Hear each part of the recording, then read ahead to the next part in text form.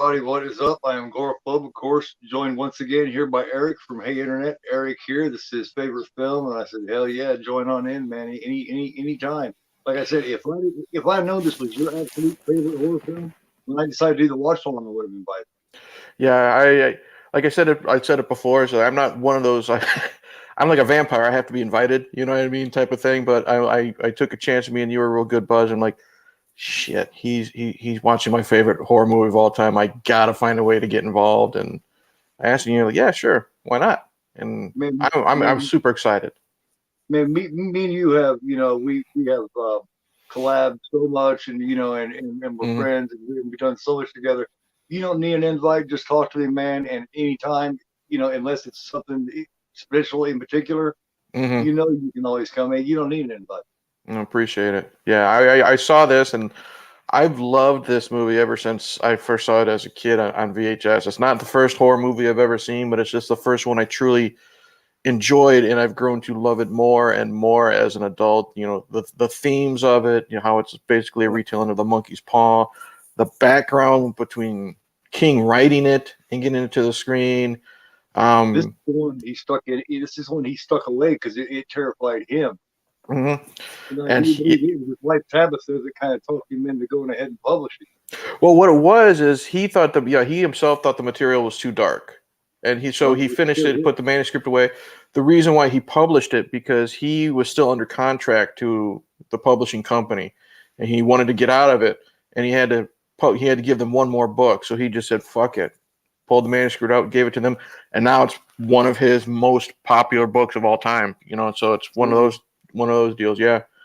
And I'll be there's honest. so much between that's Yeah, in this film that's in the book. The conversation it's that part of Lewis his has with life. the conversation that he has with what Lewis has with Ellie. You know, let God get his own cat. That's the actual conversation Stephen had with his daughter. Hmm. You know, Yes, he saved one of his sons from running out into the road and getting hit by a truck. He put that in the book. that's what I There's a wanted to say. mm-hmm, Unforeseen this man. I was a teenager. Let me see, when that maybe about 17 in 1990. mm-hmm, So, and to be honest with you, I mean, not that I didn't like it. I mean, I liked it, but it wasn't one of my favorites. It's one that I didn't have to watch. It wasn't no big deal. When somebody mentioned it, I'd be like, hey, it's all right. Until about the last 4 or 5 years, man. really, And they say your taste changes. And that's mm-hmm, why I always tell everybody, if you didn't like something years ago, check it out again. You might yep, like it now, because now I absolutely love it. mm-hmm, Or I wouldn't have been doing the watch on. You know what I yeah, mean? Um, yeah, well, let's see what we got here real quick. sure. Ronan. Hey, what's up, Ronan?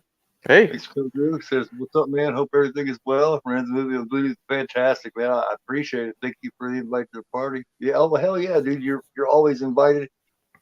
As a matter of fact, I'll talk to you later on here. What is your favorite horror movie of all time? What's up, Jerry? Thanks for coming. hey. That's it. Thank you, man. I do pride myself on my intros. Now, my intro to Horror for All, it's got a couple of quality issues, but it's still a good intro. Mm-hmm. I need to tighten up the quality a little bit. It shakes around a little bit. Jerry going, the part where the kid cut the old man's ankle Yeah, is so good. That just hurts, doesn't it? that's When he cuts the Achilles. that still cringes me a lot. And I do on my channel. I do a thing called Bloody Sunday that you've seen me do before, where I take a specific death from a movie and I just go. First ever Bloody Sunday I did was Judd's ankle scene. I'm not sure if it's Achilles or Well, cutting across the mouth it's that's the worse, man. uh, I think for me it's the Achilles that's worse, just because it's it's your feet. You know what I mean? It's your ankle, and you lose your Achilles tendon, you're never standing up. Well, and if you do stand up and they can't attach it somewhat together, you got a permanent limp. You're not going to Hmm. be running around. You know what I mean? It's not going to happen much. And what I think is, the way that I think the ankle is more painful in this movie, at least, is when he gets it across the mouth. It's just a clean swipe. He's getting carved into with the ankle. So Yeah. and it also kind of reminds me a little bit of the pencil in the ankle of Evil Dead too. You know. First, yeah.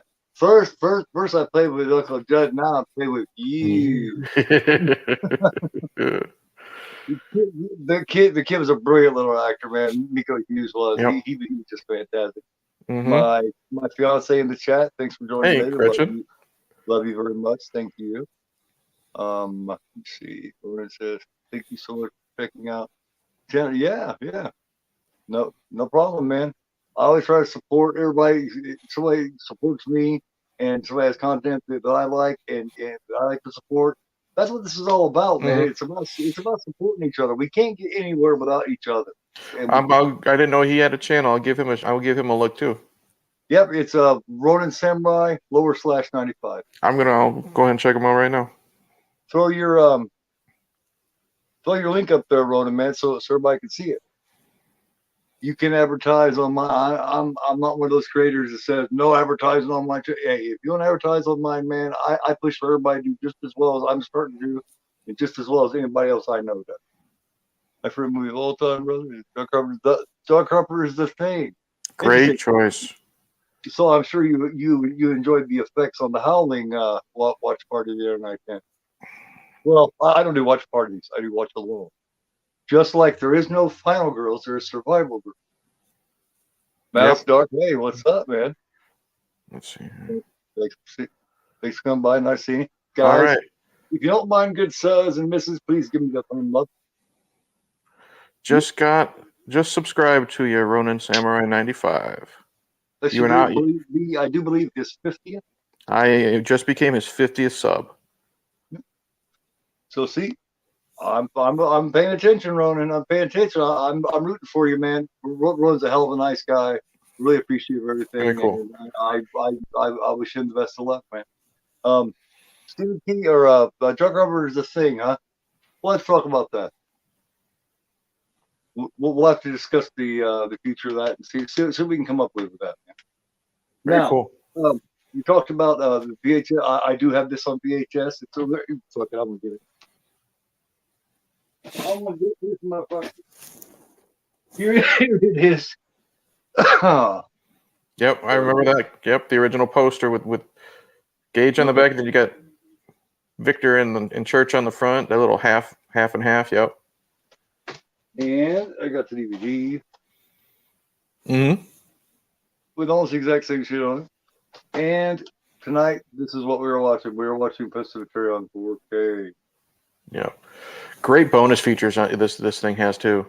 It does too, man. But it doesn't have that kick-ass 2-hour documentary on it that I've been wanting to get my hands on. Have you seen that documentary? Yes. Oh, it's so fucking good. It is. It's so fucking good. Before we go any further, in case everybody doesn't remember, I showed this off. If you haven't been on my channel, you've been around my channel like you have, Eric, from the beginning. You remember when I did, and I showed this off, right? Mm-hmm. Yes. This is the wooden leather-bound edition of the original Suspiria. It's got the drawer and all that good shit in it. And of course, I have it where you can't open it right now, but I have it locked. But it's fucking beautiful. It's from 84 Entertainment from Germany. Well, I have now have a sequel to that finally. This came in the mail from our good friend Ben from Cadaver Club. Ben's awesome. It is the opera version of that. This is my first time showing it off. It came yesterday. Here's the back of it. This is blue. There's one more I need, and it is full cheese, don't torture a duckling. It's black with gold writing, but this is blue with silver writing. I like that. I like that better with the blue. The look of it. It is pretty. And here you got the drawer. And then in here you got like this little digibook thing. It's got a big thick book. It's got art cards. It's got a poster. And then right here's another slip. This is leather bound, real leather, real wood, and then it's got the digipack in here. Mm-hmm. So absolutely fantastic. They're impossible to get a hold of now. I need that last one. They have Leprechaun also, but I can let that one go by. I know, it's real nice. This nice of a Leprechaun, you know what I mean? Mm-hmm. But yeah, I had to show that off, and so another thanks to our friend Ben from Cadaver Club. Whoever hasn't subscribed to him, go and subscribe to him as well. Yeah, Ben's an awesome dude. I really like a lot of his showcases. He's got some cool shit. Yes, oh hell yes. And he and I have collabed. Like, I mean, I have our own section of collaboration. Mm-hmm. which you and I have got big enough. We've done enough together now where I can get our own little section now too. Yeah, what I'm gonna do is on my channel, after tonight, starting tomorrow, I'm gonna have my own little playlist on my channel of any collaborations you and I have done. So if anyone subs to my channel, they can see that playlist, and then they can maybe find you as well and check out your Cool. channel. Awesome. I wish I could do the fucking same thing. I had to private my subs for a good reason. Here about 6 months in. Yeah, It's kind of hard to explain, but for certain reasons I had to do that. So it when is I what it sub is. to people, they can't even see when I sub to them, and that bugs the shit out of Really. Well, hey, you know what? The internet's a weird place, man. You gotta do what you gotta do. I had to make it to where not everybody couldn't see who I was sub to, who I wasn't sub to. I had Mhm. to. It's hard to explain, but I had to. Yeah, don't worry about it. Ronan, thank you, Eric. Ronan says thank you, Eric. Absolutely, dude. No Can't wait to see what you got. Yeah. Hey, we got Maggie in here. What's up, Maggie? Thanks for coming by. Are you a big fan like we are up at Semetary 89? 1989, yes. Mm-hmm.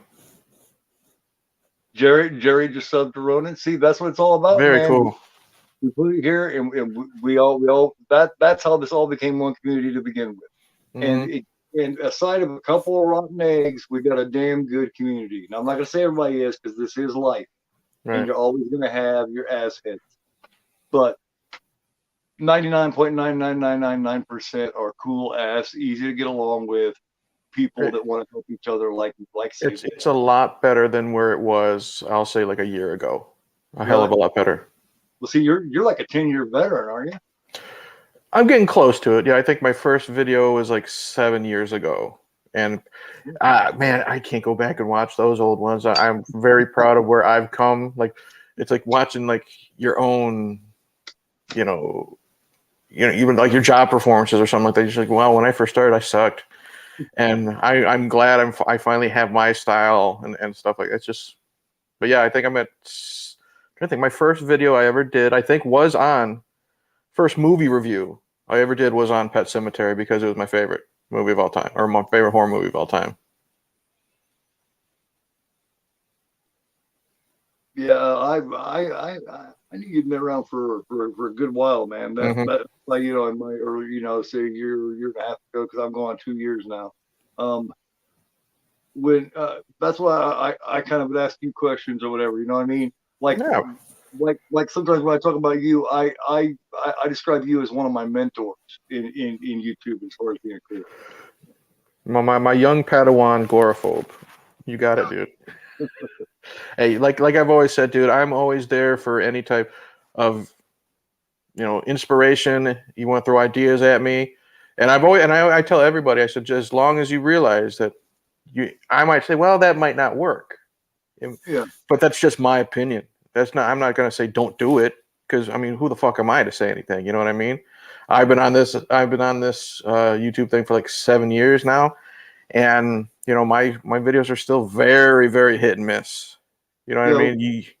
And we all got to find our own way. You know what I Yeah. mean? We can't tell each other what we should and shouldn't be doing. You got to find your own way. And Yep. it took me a year. It took me over a year to do that. I finally Mm-hmm. started finding my own way. Yep. At a time when, and it happened right at the right time. Because remember, I always credit you and Knight as the two that kept me from quitting and leaving completely, Yeah. being done. Yeah, I was glad you listened to us, because I didn't want you to leave, and then now look at you. Not, you're kicking my ass in videos. You know what I mean? And I'm proud of you, dude. I'm happy for you. Thank you. I appreciate that. Absolutely, man.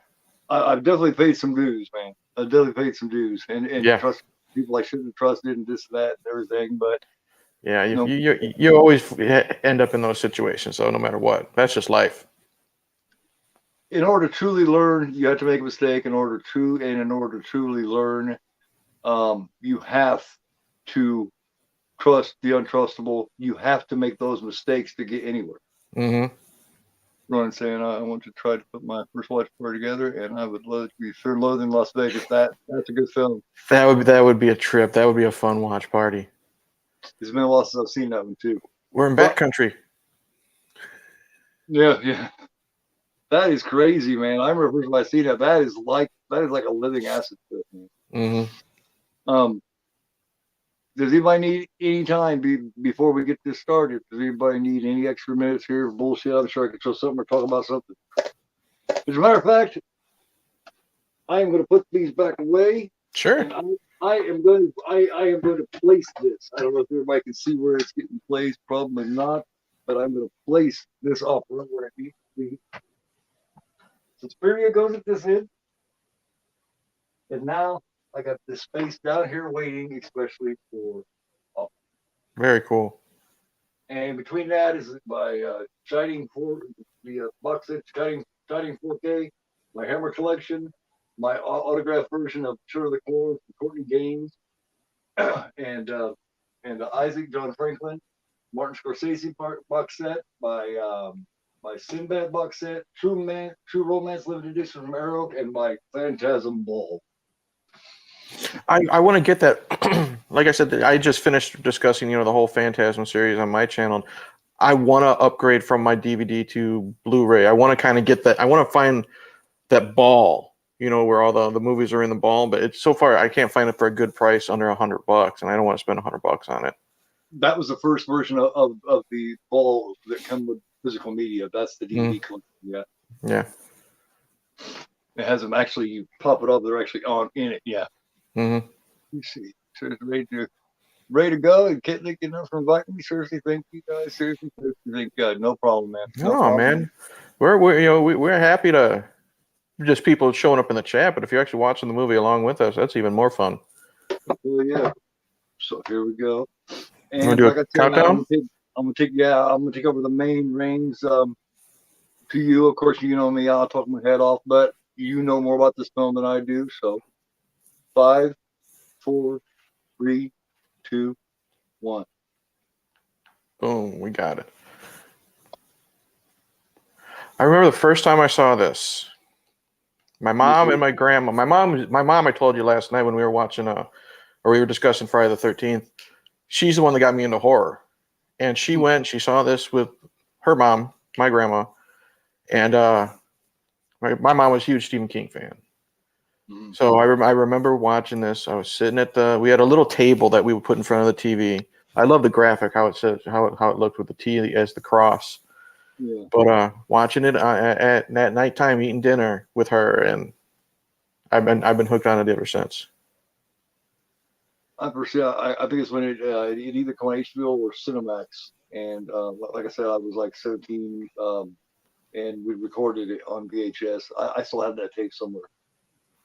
Now, is Denise Crosby? Is she related to the Crosbys, or is it a different Crosby? I don't think she's related at all to me, to my knowledge. No. Okay. Now there's the kids. Blaise Bardal, she plays Ellie, but they actually had her twin sister play Ellie a lot in this too, because her sister Bo is in the credits, but she's not in the opening credits. Okay. And I love this. I love this opening sequence because it's so slow, so sweet and creepy at the same time. Just you hear the kids reading the gravestones. You got the score from Elliot Goodsall. The score is amazing, and then you have the sound effects of the Wendigo in the background and all that. Oh man, Yeah, it sets the tone big fucking time, dude. Mary Lambert definitely captured the creepy factor in this. Yeah. See the stones there, the animals with dog collars on them and shit. And this part here with the kids, they're doing the little choir type of noise, choir singing. It adds to how creepy it is. It kind of puts you in mind, but even better than the Amityville Horror kids like choir. Because remember the Amityville Horror theme had that. But this one I think she stepped it up a notch. And she came from music video background, Madonna. She did Like a Prayer and all that stuff. Like a prayer, she did. Yeah, as a matter of fact, I did my homework on this. She under the name Blanche White. That was her main thing, was to do music documentaries and music videos. She was known as Blanche White back then. And one of the Richard B. Rubenstein. yeah, George Romero, Richard B. Rubenstein.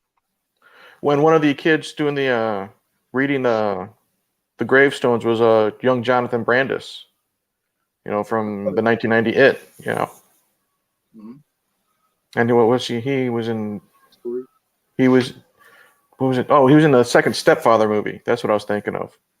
Yeah, he was also what Never Ending Story and shit too. Never Ending Story 2, Sidekicks. He had a good career until Yeah. depression hit him. Yeah. Hey, Omni. Thanks for coming through. I appreciate it much. Hey, Guys. Hey, Ronnie. a lot of returning people in the chat from last night. That's awesome. Echo. Nice to see you, Echo. How's it going, Echo. man? How's it going, champ?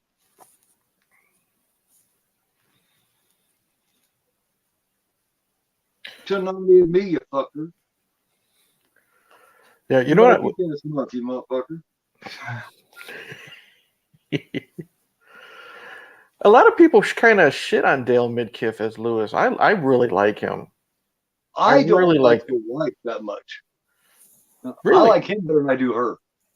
Yeah, Denise Crosby isn't that great. You know what I mean? Like we said when we were discussing, our favorite Friday the 13th and the best Friday the 13th, you can still find the flaws in your favorite movie. You know what I mean?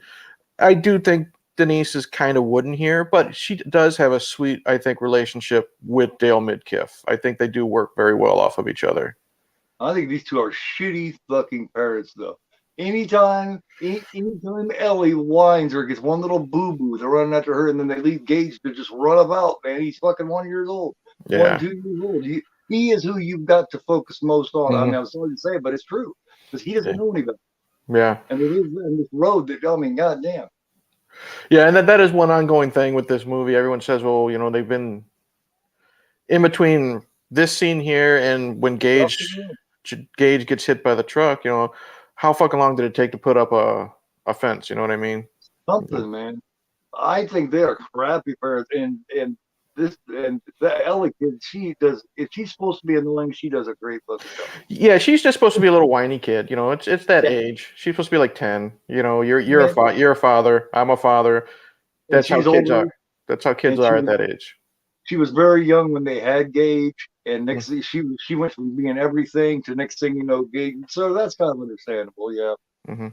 And Mary is so good at just those shots of the trucks, man.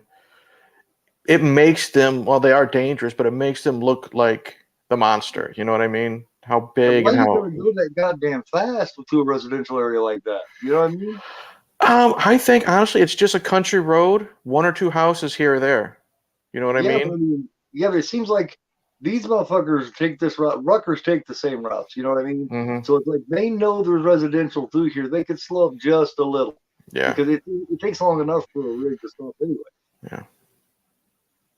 I would. Just in case. Because can you imagine hitting a little kid that age, or hitting a little kid at all in your truck? Mm-hmm. That'd be horrible.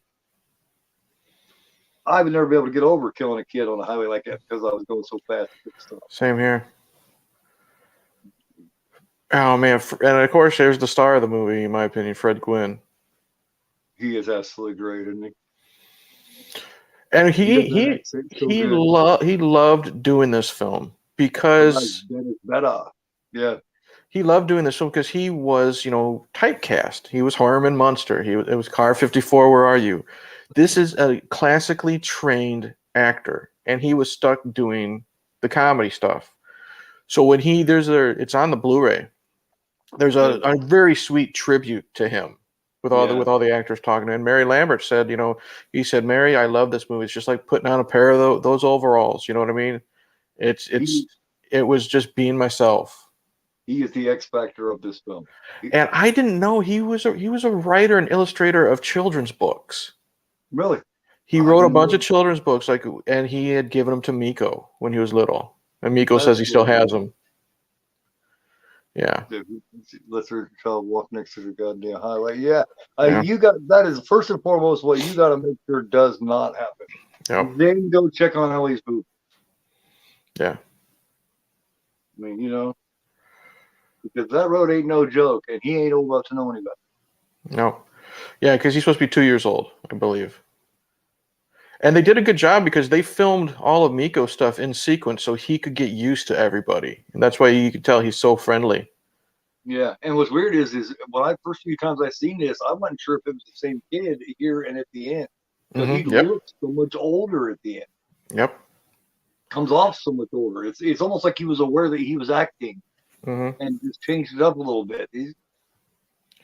And another thing pulled from King's real life is he did have a pet cemetery behind his house.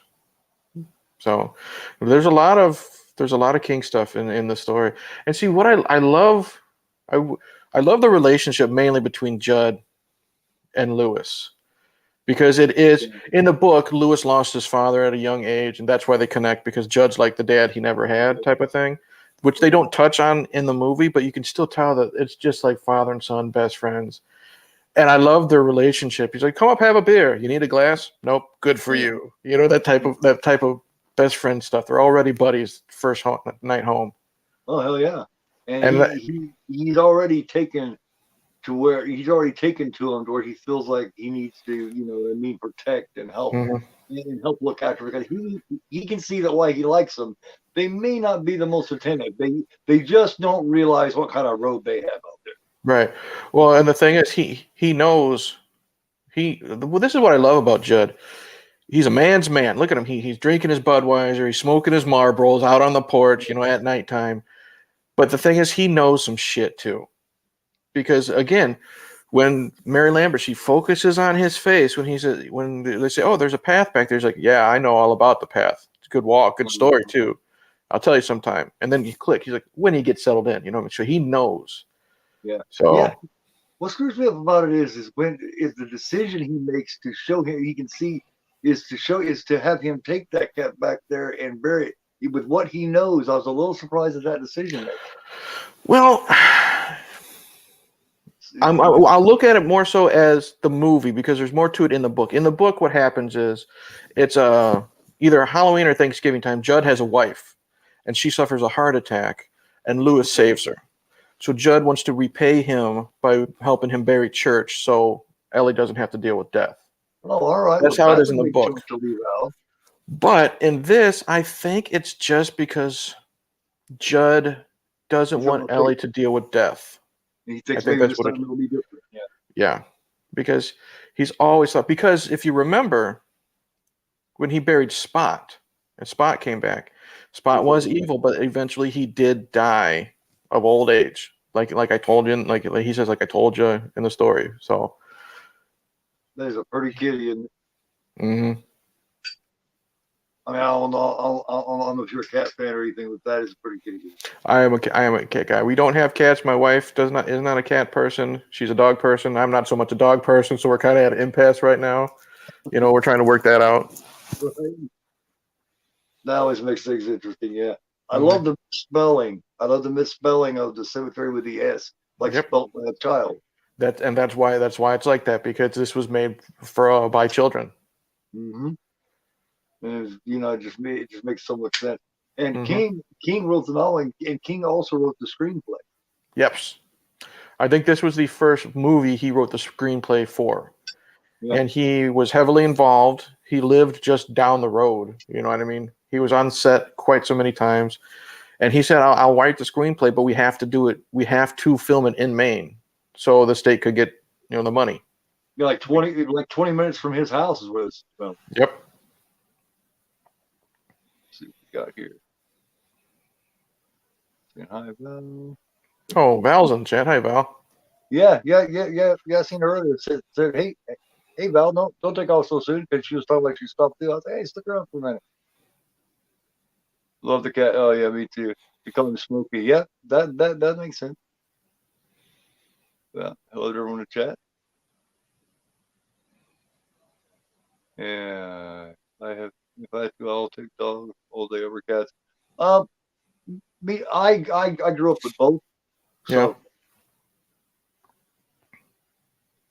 dogs are a little more on the loyal side. They're a little more, you know what I mean. If you want something hmm to cuddle with, you're gonna stand a bigger chance of getting a dog that'll do that than a cat because not a lot of cats like to do that. hmm Some do, but not a lot of them. They just kind of want to be off doing their thing. Yeah. It's scary. Yeah, he gets down there and creeps the shit out of the kid. Yeah. It's not a scary place. Yeah. Because she was all hooked up for a minute. Well, yeah, and Judd gives Lewis that look, but Judd doesn't know about her thing with death, because of Zelda.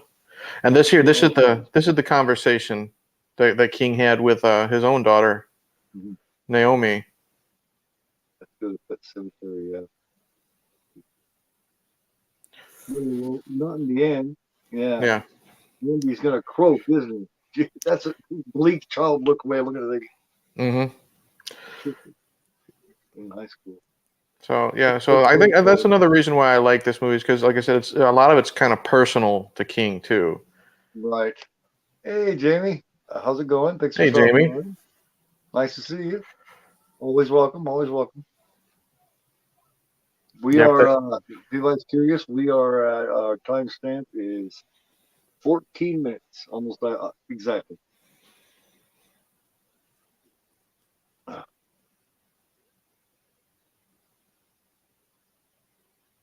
Yeah. And as annoying as, a couple people are in it, no one tops her fucking dad. This fucking idiot. Yeah.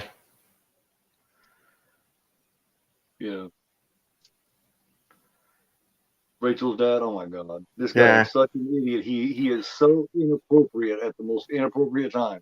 Yep. And the thing is, you can tell he's never liked Lewis. You can tell they're from money because you can see their big fucking house in Chicago. And Lewis is just a lowly, medical doctor, doesn't have a lot of money, and he was never good enough for daddy's girl type of thing. Right. Because I think even Lewis says a line later when they go to Chicago without him. He's like, "No, this is just another reason for me to avoid your dad shit talking me or something like that," Right. Oh yeah. Yeah, and I don't blame him. I've been a pastor. I've had to done that, man, where you get treated so bad by the in-laws, and you get so obvious they're so shitty with you. It's like, stop asking me to go because it's not fair for you to make me feel bad and go in a place where it's obvious that I'm not welcome at. Mm-hmm. I love that Semetary. I've read the book countless times. I have never read the book. Jamie, I love you to death. That is my favorite Stephen King book. I said it last night. I'm reading all of his works in publication order because it's like a shared universe. You know what I mean? And I'm halfway through Christine, which I'm on my second time reading this ever. And the next up is Pet Semetary. It's the only book I've read more than twice. I've already read it 3 times, and I can't wait to read it a 4th. It's so good. It's so much darker. There's so much that they left out of the movie, and it affects you. It doesn't want to release it, And it affects me a lot more since becoming a dad. I've always been creeped out by the movie before, but since my daughter was born 10 years ago, I'm like, when Lewis has to make that decision, you know why he did it. Exactly. Like, you know why he did it, like, if you didn't have children, but after becoming a father, you know why he did it. Maybe that's why when I was a teenager, I wasn't as big a fan of this, but once I got older and became an adult and watched it, I liked it so much more. Much more. That could be a good reason why. Yeah. Because I love it now to the point to where I had to get to 4K with the slip. You know what I mean? Mm-hmm. With the slip. That's the petty collector in me. And see what I like. They touch about it a little bit more in the remake, which I do really enjoy. I do really enjoy the remake. I was excited when the remake came out. I saw the remake in theaters on opening night, and I left extremely happy. And it's very different for a good thing. But what I like that they kind of touch on it here, but more so in the remake, how Lewis isn't very religious. He's more because he's the medical doctor. Mm-hmm. So that's why, he just mentioned, he says, well, if church does go under when he gets cut, you're going to explain it to Ellie. Boom, here we go. Look at that. Yeah. Good makeup in here, man. It looks like his brain's hanging out of his head, man. I mean, it's so good that he's on the cover of the VHS, dude. And Brad Greenquist as Pascal. Oh man, he's so good at being so creepy. If you think about it, and he said it in that documentary He believed like Lewis was kind of his guardian angel, the angel on his shoulder telling him what not to do. And he said he would have little angels all over his script to keep that motivation going. When he was doing his stuff and he's really good. He's really good. And what I really thought was always funny, he was he's got the exposed brain and everything. And then when it was time to eat, they couldn't take the makeup off. So just imagine sitting next to him eating your hamburger or something like that, with his brain fucking dripping out of his head. Well, see, gore like that doesn't bother me so much, so I could definitely do it. I would find myself checking it out going, that's fucking bad, man.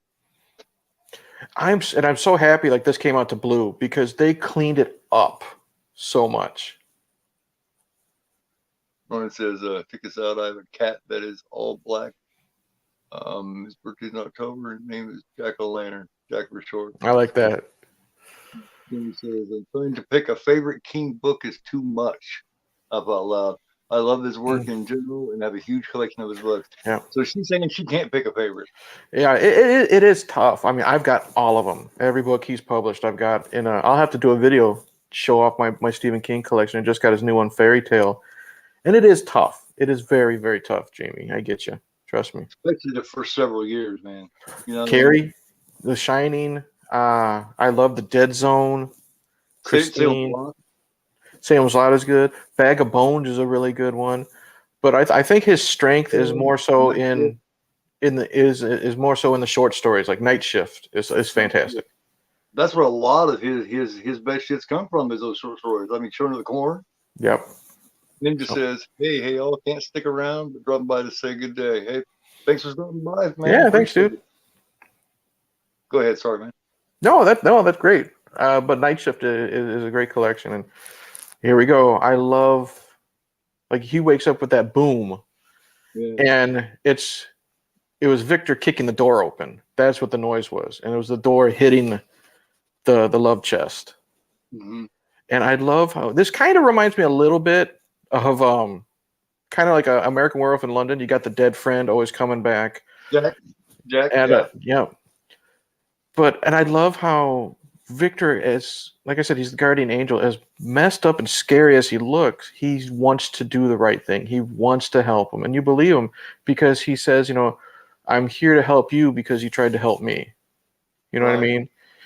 Victor was dead on arrival, and Lewis was still going through the procedures and stuff. You see, he still gave everything he had, just like you should, especially in emergency room doctor. Mm-hmm. Like that, you know what I mean?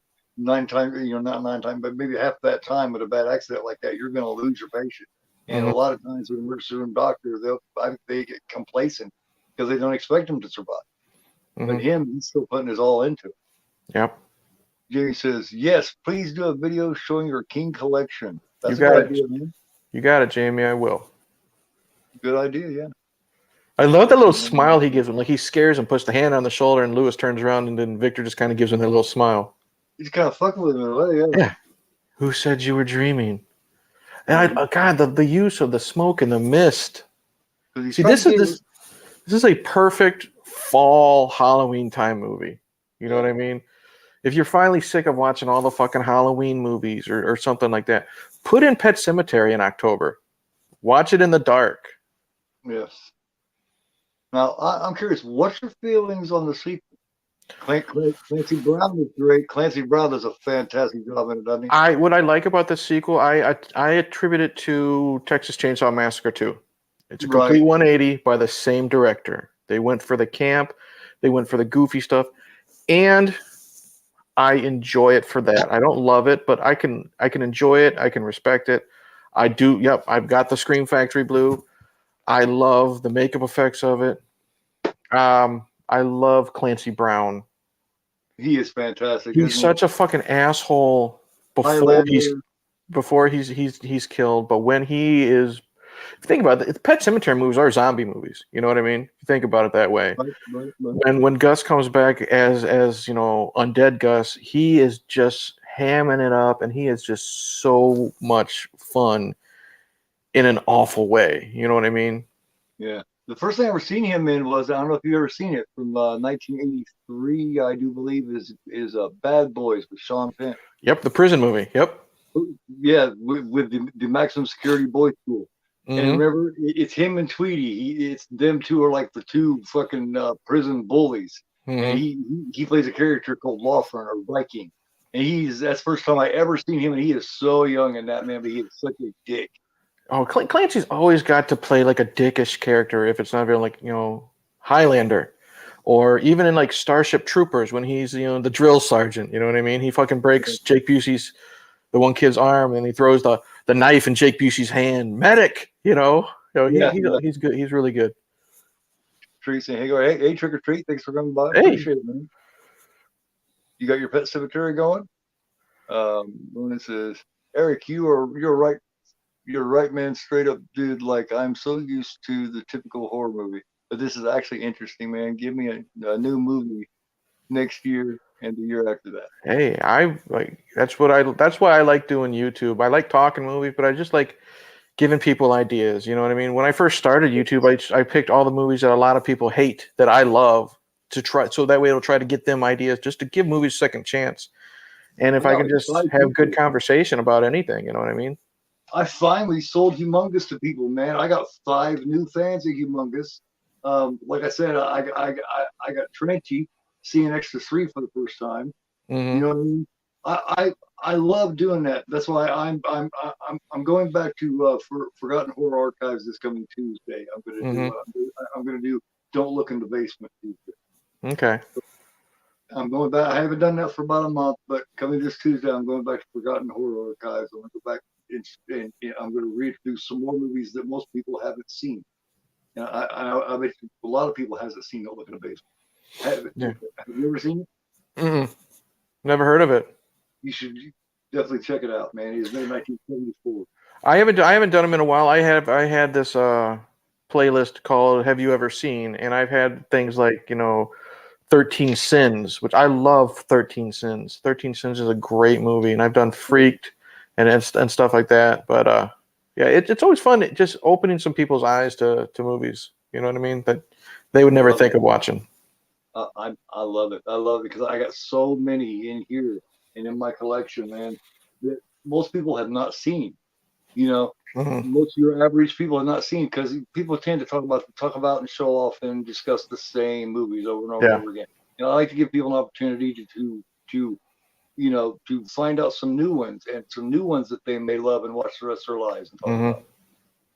Oh, that shot right there, that ominous shot of just Judd with the hood over him, like he's we don't fucked up now. Ah, Yeah, he's like, I told you, I, yep. I told you. Connection live stream. Connection between in and the outside. Yep.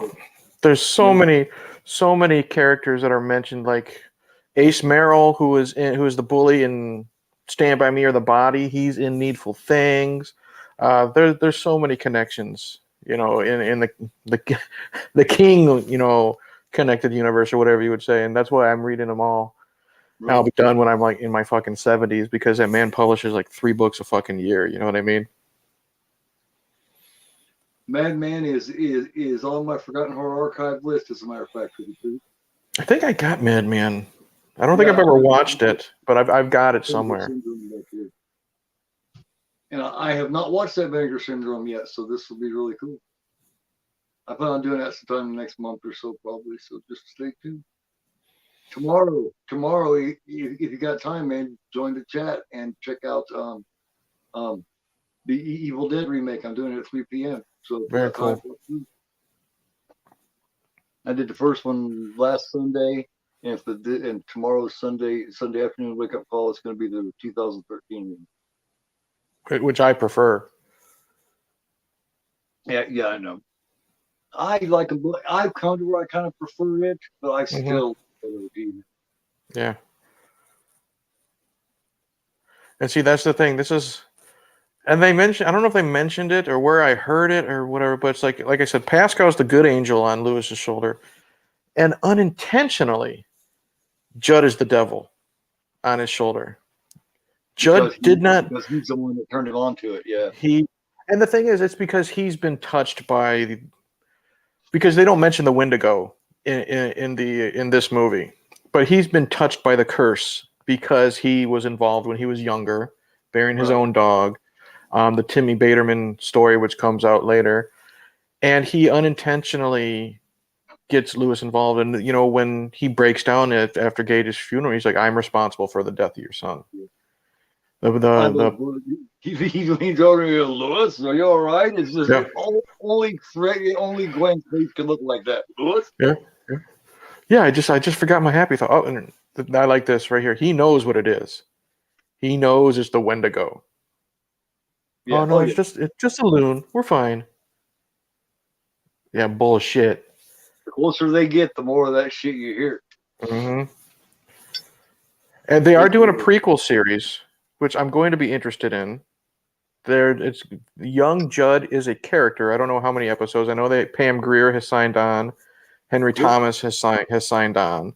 So Yep. I'm very interested to see how far back they go. Do they go back to the Micmac Indian days? How much young Judd are we going to have and stuff like that? Just So. or just the 40s and 50s. Yeah.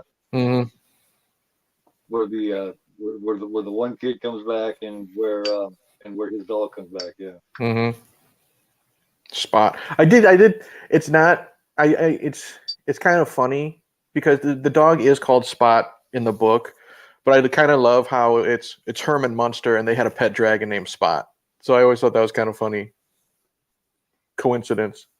Yeah. Yeah. It is. He goes. And I love the little thing. Every man has got to bury his own. Yep. He's like, This no, was their burial ground, and I love the echo. nope. Where we're going is up over there. hmm He does the accent so good, man. He really kills it. And this is the part where this is the part, like I said, he this is where, like, yes, he's the devil on on his shoulder. Why did you come here? We come here, Judd. I have my reasons. That's all he fucking says. Yeah, it would help to know to at least be forewarned. Yeah, because when all of a sudden he sees him running around, he's like, "What the fuck?" Because he's a man of medicine, so to him, hmm he's just like, "This is completely foreign to him." Yeah, and if you think about it, you're a medical doctor. You know, once you're dead, right? Right. You're not gonna climb up all that fucking bullshit just to bury a dead cat for it to come back to life. So Judd makes sense keeping it a secret until Yeah. Lewis does the deed, but still, you know what I mean? And it tells how desperate and how much faith and trust he has in Judd because he hmm wouldn't just be climbing all the way up that and take half the day doing that for just anybody. Yeah, because look, the sun's now setting. Yeah, they've been doing this for a while. Yeah, look at that. That's a great shot of Judd right there with the cigarette and the sunset behind him. And he's giving that, oh, what the fuck are we doing look. See, Yeah, it's like, Midkiff is so underrated, in my opinion. I yeah, liked him. He was good in this. He's good in a movie called Street Walking, where he plays a pimp. uh, He's in the third Crow movie, which he's really good in as one of the killers. Yeah, he is very underrated. yeah. And his career didn't, you know, what I mean, once the '90s passed or the mid '90s passed, you didn't really hear from him again, did you? No, not really. He pops up every once in a while, but Like Denise Crosby, she did a hell of a lot more than him, and I think he's a hell of a lot better than Denise Crosby. yeah, she's more known for because she was on Star Trek: The Next Generation. That's like I think her biggest claim to fame. But she was in a really good movie in the '80s with Anthony Edwards called Miracle Mile, where the nukes are accidentally launched and they gotta try to get away to safety, and it's pretty good. And see, and what this part is so good. Judd's telling him so very little. You know what I Yeah. mean? But what I love about how Fred Gwynn does this whole, exposition dump on Lewis is you can tell he's scared. He's worried. And I You think he might not kind you of might not catch understands it it. with you might not catch it with your first viewing, but Yeah. now you can see that he's still kind of worried about what they did tonight. And Oh, that's why hell he's yeah. like that's why he closed the door He's and he gets the ashamed. fuck out of there. And he's ashamed that he involved him in something like that. That's why he doesn't want to tell him what they did because hmm he's not proud of himself of what he's just drug Lewis into. Yep. Look at his eyes. See the way he's still looking at the house. He That hasn't he was gone thinking inside about yet. the kid. He's still looking. He was thinking about the little girl, and he didn't want the little girl to lose her kitty. And even hmm though it's not going to be her kitty, Right. Well, that's because that's what it was. Lewis says, "Well, I'll say I left the door open. Church ran away." You know what I mean? And Judd's like, I got a better idea. He opens a can of worms, man. He Yeah. opens Pandora's box, so to speak. He sure hell does. Mm-hmm. I've always thought this about the parents, the in-laws. Mom's nice. I think it's just dad that's the dick. You know what I He mean? is dick I times thought ten. because He's got the dick for all that. the way grandma is looking at Ellie, you know what I mean? I think she's a good person. I think it's just the father-in-law that's the asshole. She's one of those that just kind of falls around, and he's such a strong asshole personality that she just kind of learned to just go along with him and shit. Like, see, look, she's happy that they're talking on the phone together. Dad won't even fucking look up from his newspaper. Yeah. So I want to slap the shit, especially what happens later. I'd have knocked the shit. I'd have knocked his fucking ass. I don't care. He had already shot the whole thing. He had already run the whole thing. I'd have knocked his head off. yeah. Bottom line, his ass would have been unconscious, and I wouldn't have been able to help it. Yep. It's between the Night Watch Zone and yourself, I have been in Stephen King watch frenzy, laugh out loud. It's like I've been living in his world. Yeah, man. Yep. I just got the Scream Factory Blu-ray of Graveyard Shift. We're talking Stephen King. That's a fun one with Brad Dourif. Hell yeah. And Fred Ward. It's not Fred Ward. It looks like him. It's Stephen Mocker from Right. You're right. Yeah. From like a Monster Squad, but he does look like Fred Ward with the haircut and the beard and everything, and he's got that Maine accent. I'll tell you who Fred Ward reminds me of, man. Is God, I can't remember what is this fucking name? Shane from The Walking Dead. Oh, what the fuck? I know he ended up being the Punisher. Yes. I know who you're talking about. What is his name? I always forget his name. This guy's name, man. You know, there's some people you just can never remember their name. Mm-hmm. He's one to me, but there's something about him reminds me of Fred Ward. And look at it again. He's just wondering what the fuck happened. He chewed his way out. He's looking for at the broken neck. He's got pieces of the garbage bag in his whiskers. Yeah. Good attention to detail. Oh yeah. John Bernthal. Okay.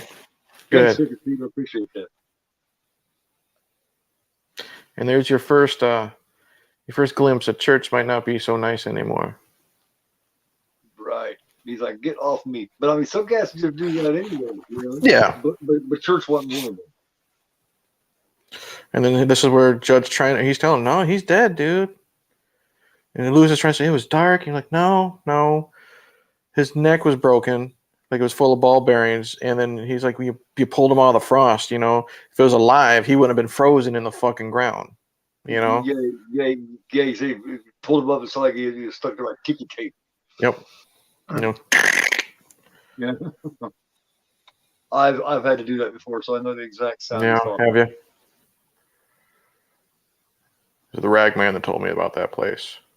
You don't pick up cats that don't want to be picked up. Yeah.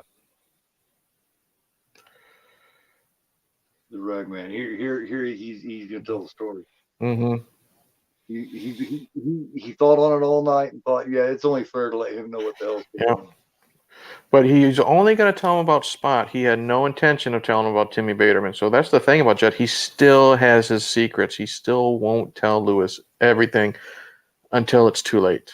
So shit hits the fan, yeah. Yep.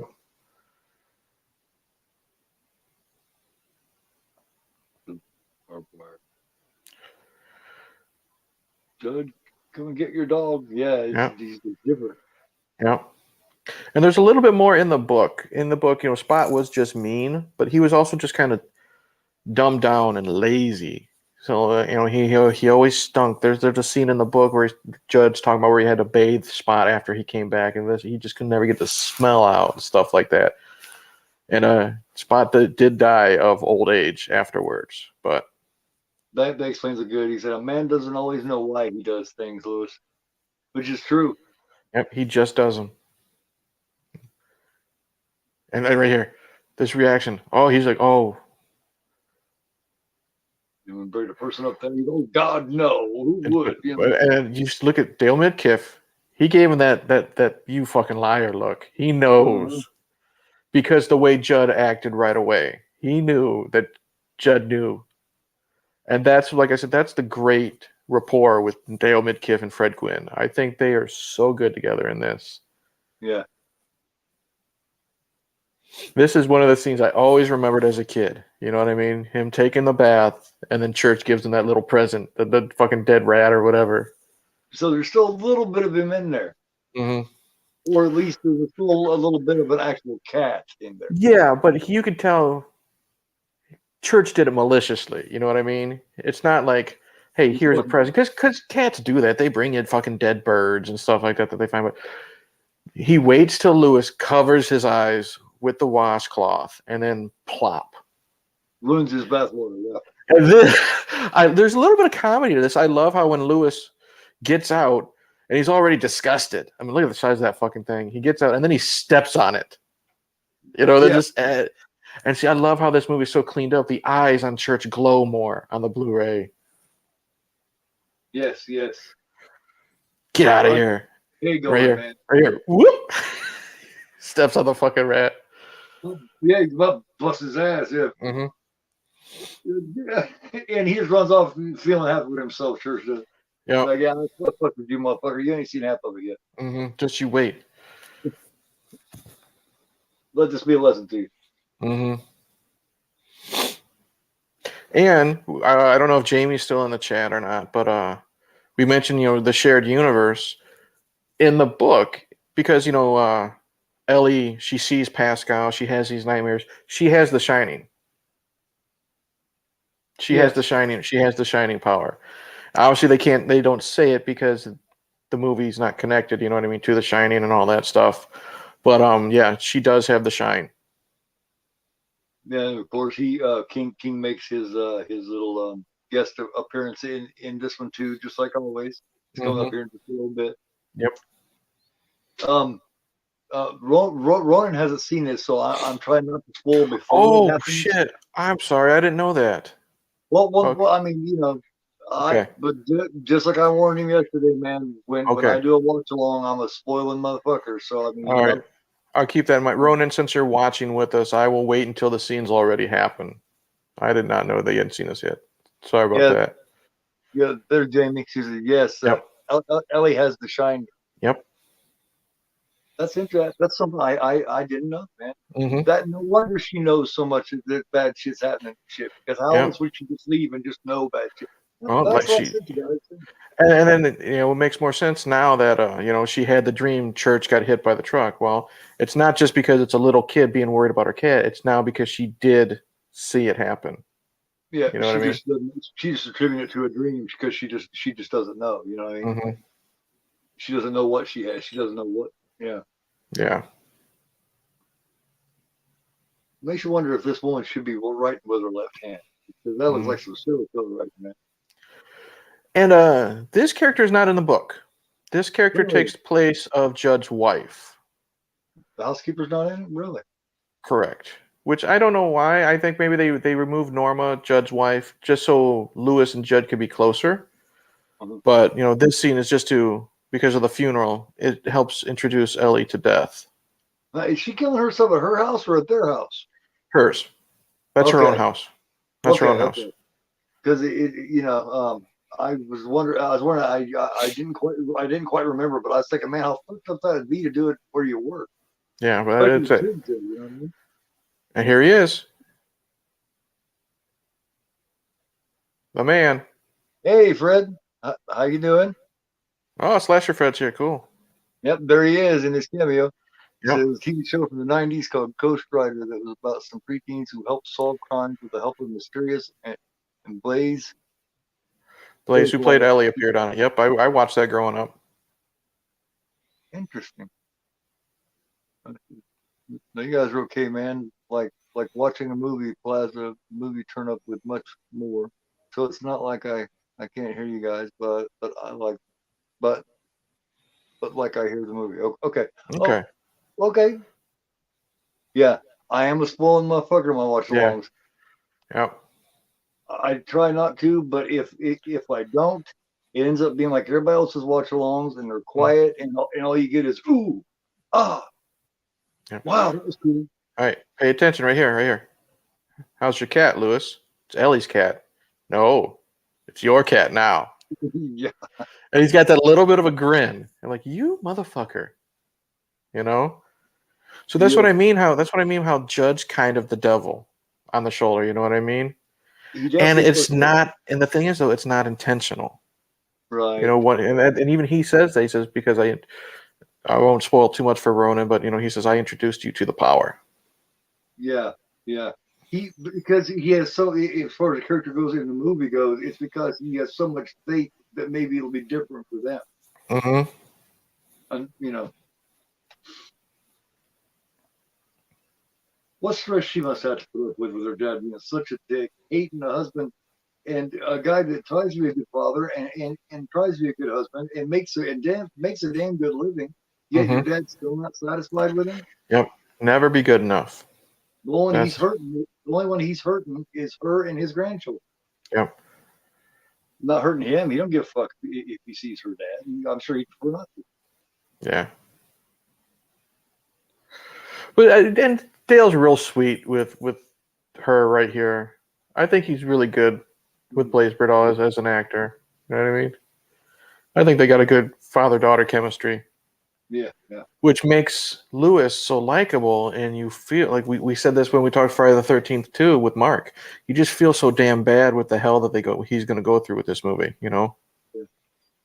So you got so many different levels here. Like you can tell that she is tormented not only by her dad, but she's also tormented by her sister.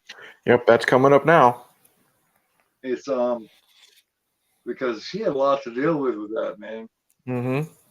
I can only imagine. Which that character is played by so many of those type of characters with a lot of makeup. Like you come to find out later are actually played by men. Yep. That's crazy, isn't it? Because Mary Lambert wanted, because of the makeup effects, Zelda's already going to look Right. like a monster, but she wanted Zelda to look even more off-putting. So they got a really, really, really thin man named Right. Andrew Hubestunk or something like that to play Zelda. And I'll tell you what, Zelda Yeah. was a character in horror movies that terrified my generation. You know what I mean?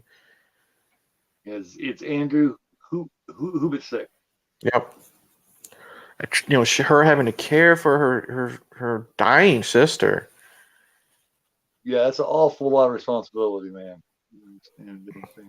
This is the only scene here, though, where I think Denise Crosby's pretty good.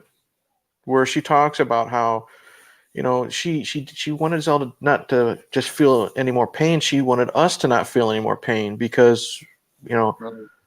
we'll peel back the curtain a little bit of my life. I know what it's like to have an ill family member and caregiving and stuff like that. It wears on the caregiver. So I get what she was going through. And then right here, you hate Dad for how he feels about Lewis. They were out partying, leaving their 8-year-old daughter to care for. He's just not a good guy. Yeah. Time, It dies on her watch. And I'm like, Jesus Christ. I mean, what kind of piece of shit dad was he? You know? yeah. Time spent 46 and a half minutes, guys. Zelda is the stuff of nightmares are made of. I saw this in the theater when it came out. It freaked me out so much I couldn't sleep that night. That's not the first time that I've heard that. Yep. That's Fred, right, Jamie. and Fred says, same year this movie came out, Mary Lambert had directed Tales from the Crypt episode collection completed, which also Yep. involved animals. Yes.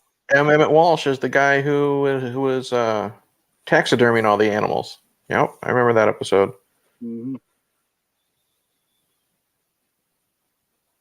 Yeah, she is still, all these years later, man, 25, 30 years later, she's still so fucked up with all that. Mm-hmm. See, like right there, you never should have been left alone with her. Where was the nurse? And he says, if I didn't have a reason to hate your father now, I have one. Who had the guts to leave their 8-year-old daughter with their dying sister who was pretty much insane? Somebody who don't want to fuck with it himself and is a cowardly piece of shit. Mm-hmm. Here, Ah, pick up for me for a minute, man. I gotta go get a drink. sure. And here we go. We got the Ramones playing. And this is the scene. If everyone Everyone knows Sheena is a punk rocker. Every time I hear this song, I think of Pet Cemetery, and we've already had the build up with how dangerous the road is, how dangerous the fucking trucks are, and this scene still doesn't get any easier. It's rougher since I became a dad. You know what I mean?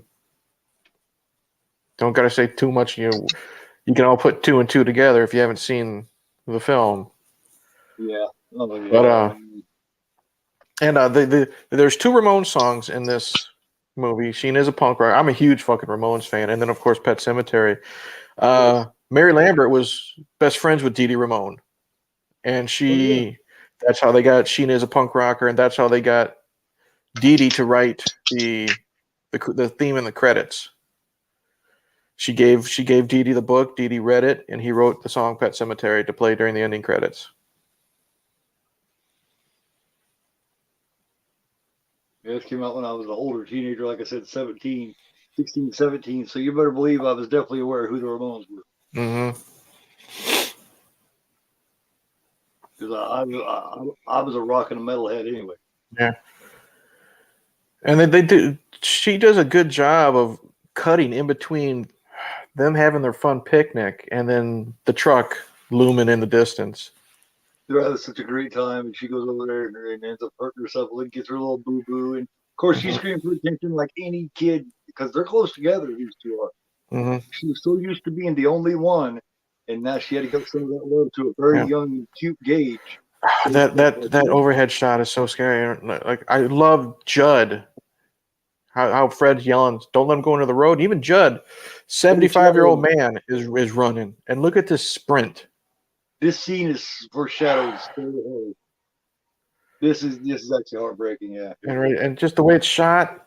Geez, the way the camera and everything, and you just get the shoe. And like I said earlier, it's because this is in Stephen King's life too. He saved his little boy from running into the road, and This is the other side of that coin. As if he hadn't.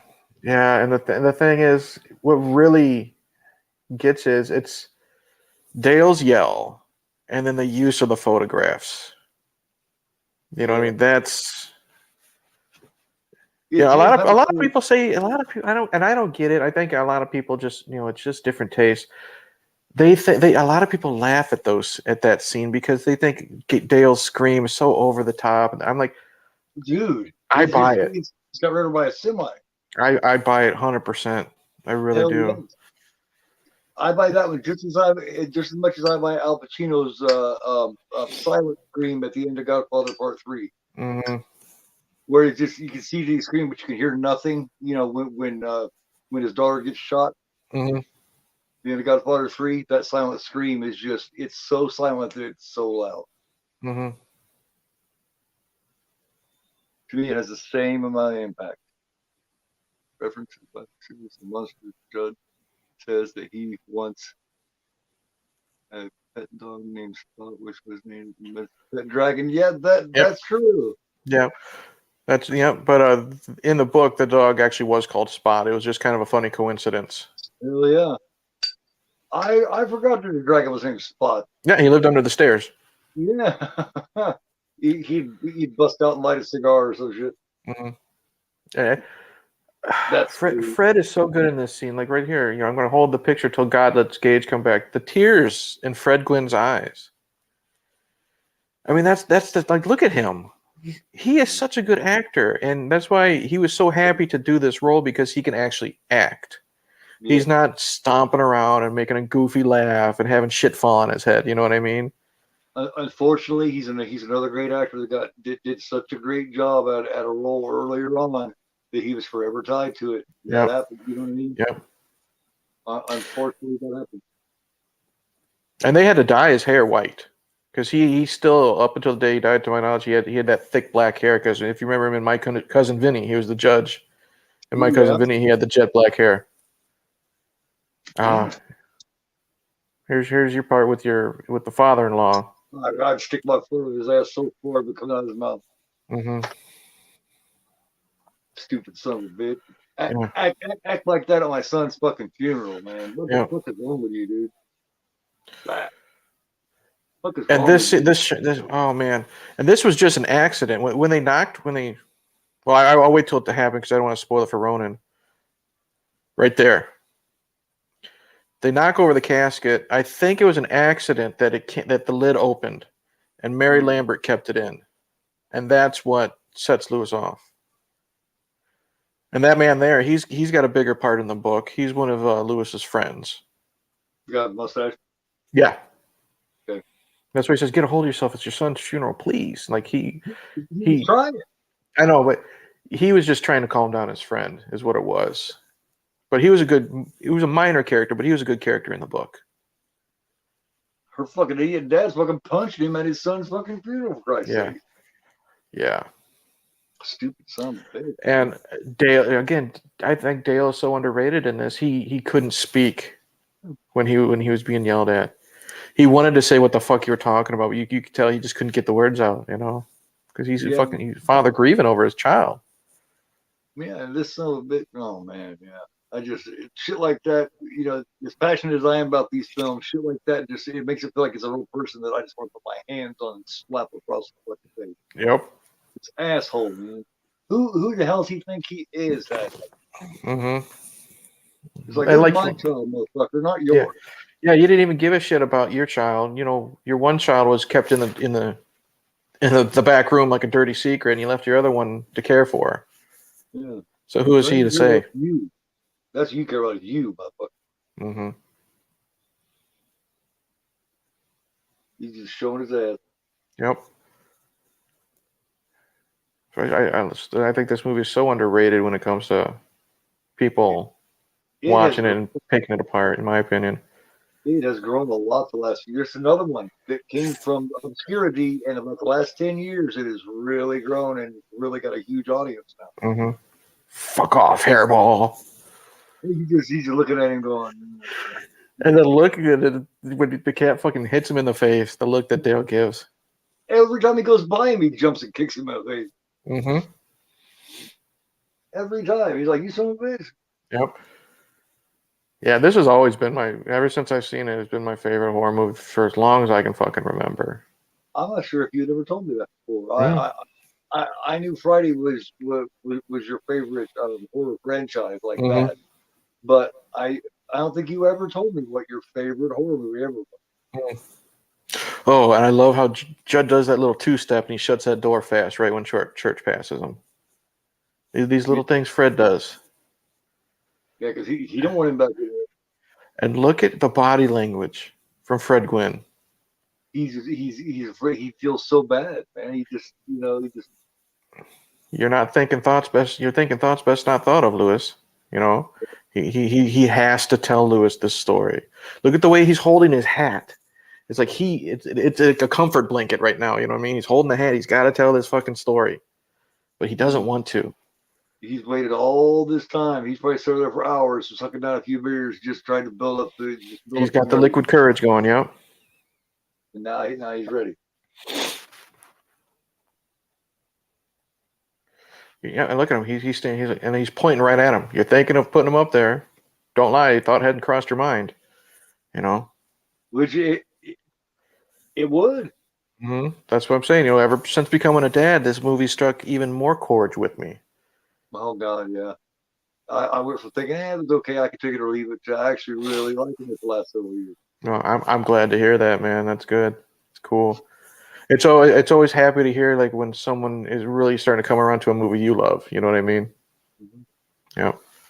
Yeah, I trust me, guys. I will not ever be doing a watch along of a movie I do not love, or I do not at least like a lot and want to share with everyone. That's my whole point doing it, is to share these with everyone. Mm-hmm. That's my point. This Share story my love. terrified me as a kid. The Timmy Baterman stuff. I want to share my love and my passion with all my friends, all my YouTube friends. Mm-hmm. Yeah, the Timmy Baterman scene in the book is scary too, because they don't show it in this. Timmy comes back, and they're just evil monsters, but Timmy knew like the secrets of the town and stuff like that. So it's like the supernatural aspect was more than just him being a zombie basically type of thing. Right. This got a good theatrical opening, man. They spent like 11.5 million making it, but Mm-hmm. it made like 90 million at the box office. Yeah, it did really well. Just the way this actor walks is Timmy. You know, he walks, but you can see like they are, like I said, they are technically zombies, but they are alive and they feel feelings like his laugh. And look at Uh-huh. look at the tears in Fred Gwynn's face when he's saying this. Like he was an abomination. Terror, terror, man. Yep. He's scared to even talk about it. That could have been one of the reasons why LOL talk about it too. Is it terrifying to talk about it? Mm-hmm. Because it is fucking terrifying. Yep. Yep. And this And shouldn't leave it too. there's Judd right there kicking the door down. Young Judd, because you can hear it's Fred Gwynn's voice. Oh, okay, Doing yes. He was a young man here. Okay. Yes, because what he says is he said one of the women said something has to be done. So he says me and some of the men folk drove down there. So yeah, that's him. That's Judd kicking down the door. Because if you can't really tell if he's wearing overalls and a hat, it's kind of a little nod. But if you listen closely, it's Fred Gwynn's voice doing the voiceover saying you got to burn, Bill. So that shot there of the burning house. Yeah. That motherfucker is engulfed. Yep. Very around when the ground went south. Don't think about it, Lewis. The place gets a hold of you, but the place is evil. Mhm. Sometimes dead is better. Yep. And that's what he means. He says sometimes being dead is better than coming back as one of those things. Sometimes dead is better. And right here, his tears, he's heartbreaking right here. That place might have made Gage die because I introduced you to the power. Mm-hmm. And now he's got to hold that with him, and then Hey, what did you say, dude? Fred Gwynn just sells that fucking. Like I said, he's so good in this, and then people overlook it because they always like to do the voice. You know what I mean? They don't realize there's more to him than just saying dead is better. He's Yeah. so good in this. There's Captain Dickhead right there, fucking father-in-law. With a cape with a D on it. Yeah. Timestamp just a tad over an hour. An hour and 40 minutes or an hour and 40 seconds. Lewis, I'm sorry, man. Fuck yourself, dude. Yeah, well, look at him. See, there's no emotion. He's like, we all lost our minds, Erwin. He's not buying it. He's not accepting the apology. He's doing it. Look at the handshake. He barely shook his hand. I wouldn't even have done that. He's doing it for his daughter, And I think, and his wife. That's why he's doing it. He's doing it to show face for mom and kid. Go fuck yourself, you boss looking motherfucker. Mm-hmm. And look at. See, this is where Lewis is starting to lose his mind. You get to takes rewatch. Look at his eyes. Everything's going to be all right, Ellie. I swear. You know what I mean? Lewis has lost his mind. He knows what he's going to do, and in his mind, it's going to work. Like again, that blank stare that Dale McKiff gets is so good. Yeah, the wheels are turning and everything. It's so good. Yeah, I mean, you definitely accomplished me looking a little more into Dale McKiff's performance, man. Mm-hmm. That's how I've always looked at it. Like people say he's stiff, he's wooden, he's not very good. I'm like, no, you don't realize what he's doing with the character. You got to realize what he's doing with the character. Like he right now he's lost his mind. That funeral, he's lost his mind, and that's why he says it. He tells Ellie, he means it. Things are going to be all right. I swear. I think the horror is so great, and this is such a gut punch of a film that it almost overshadows the performance.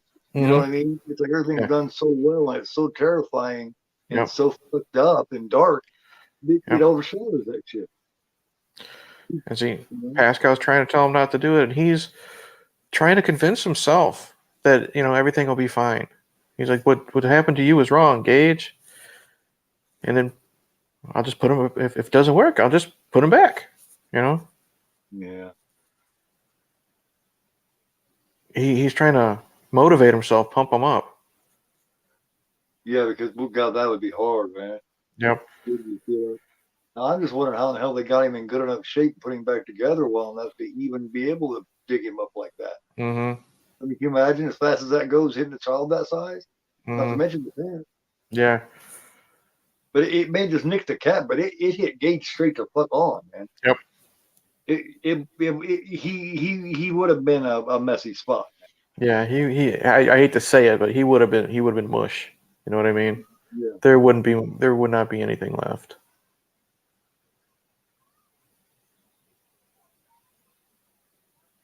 There she is, yeah. Mm-hmm. Yeah, here's the other part of that shining, yeah. Yep.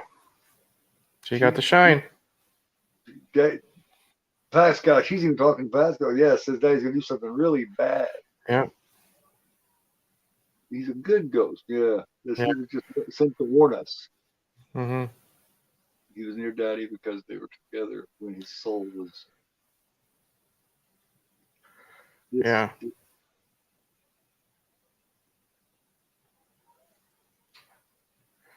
I think Blaze Berdal's pretty good in this scene. You know what I mean? She's not the whiny kid. I think she's pretty good here. Right. Well. I mean, I never thought she was bad. She just. I mean, I said straight from the very beginning that she does a great job of being really annoying. Mm-hmm.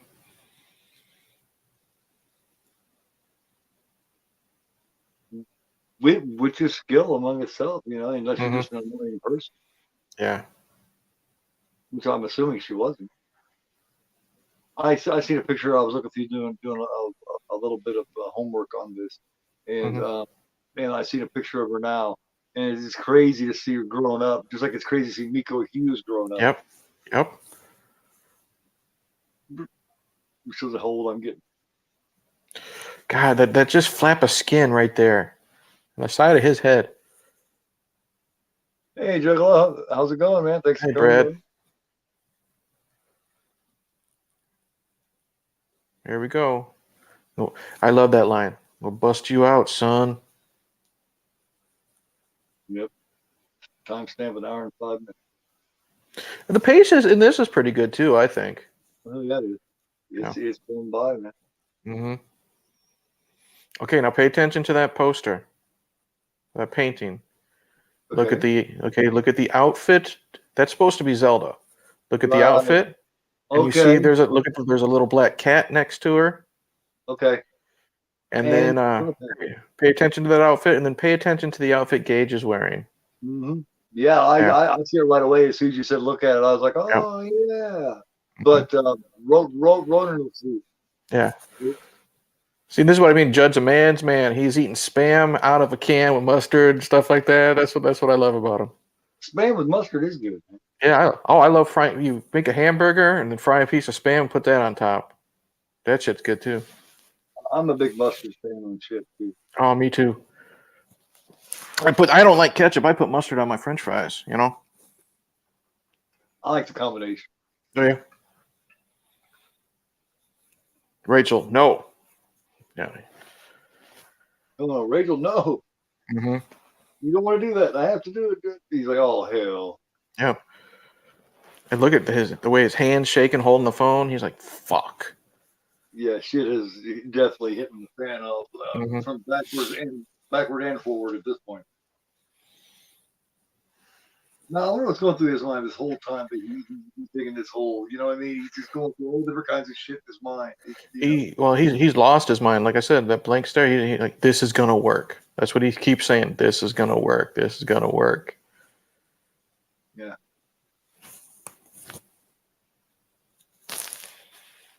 You know, like I said, people just undersell Midkiff's performance, and I think it's really good.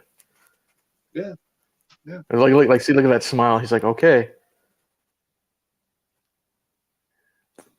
That's how you know he's true. That's a crazy grin, man. That's Yep. the only way you smile in that situation is you're just not quite thinking right. Mm-hmm. Judd coming out. He's got his nightly 6-pack. Yeah. coming out to the, and he's going to stand guard. Mustard with soy ranch or ketchup on the French fries. Yeah, I have never put ranch on my fries, but I do know a lot of people that do. Mm-hmm. I like this line he says here. You done it, you stupid old man. Now you've got to undo it. Prepared himself, smoking his Marlboro. Smoking his Marlboros. He's got a 6-pack of liquid courage. Yeah, Oh, that's that little coffin. yeah. That is so impactful to me, man. This little tiny coffin is. Yeah. I have seen that because you knew that my first child, my Yeah. my daughter passed away when she was a month away from being 3. So Yeah. I've had my child in a coffin that size. That could be why I'm so shitty about the way her dad acts when that coffin falls over. Mm-hmm. That was that was really hard. I bet. I couldn't imagine, dude. Just the way he's hugging Gage, and he gave the same speech to Gage that he gave to Ellie at I totally feel the airport. He says, it's going to be all right. I swear." And look, he's wrapping him up like you would wrap up a baby. I would have been tempted with my daughter. I hate to say it, but I would have at least thought about it. Just Yep. have her back again. You know what I mean? Yep. Absolutely, dude.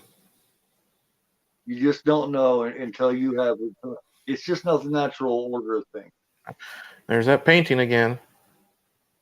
You're not supposed to go before your children. No.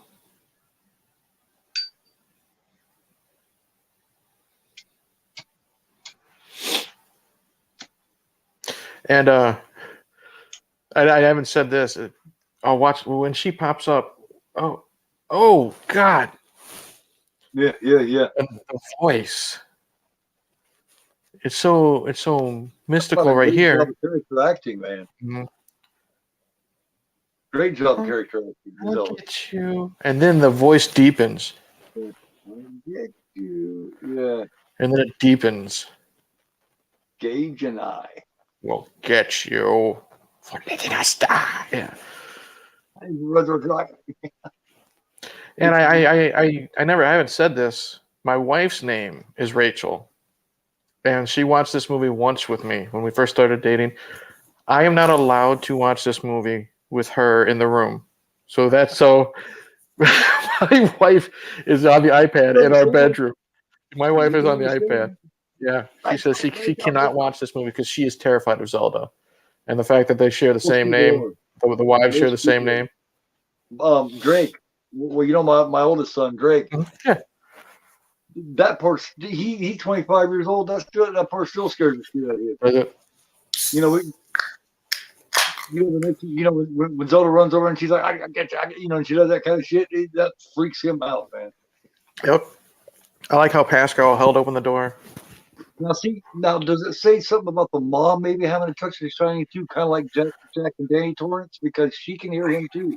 I think there's a little bit of a mention that she passed it down to Ellie, but it's more so focused on Ellie than Rachel. Yeah, because The Shining is hereditary. Yep. Because Jack had The Shining. Jack had The Shining, so he gave it to Danny. Dick Halloran's grandmother had The Shining, passed it to him.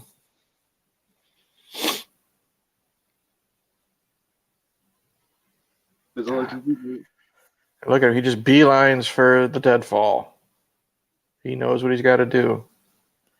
And now that since he's gone up once before with church, he knows where to step.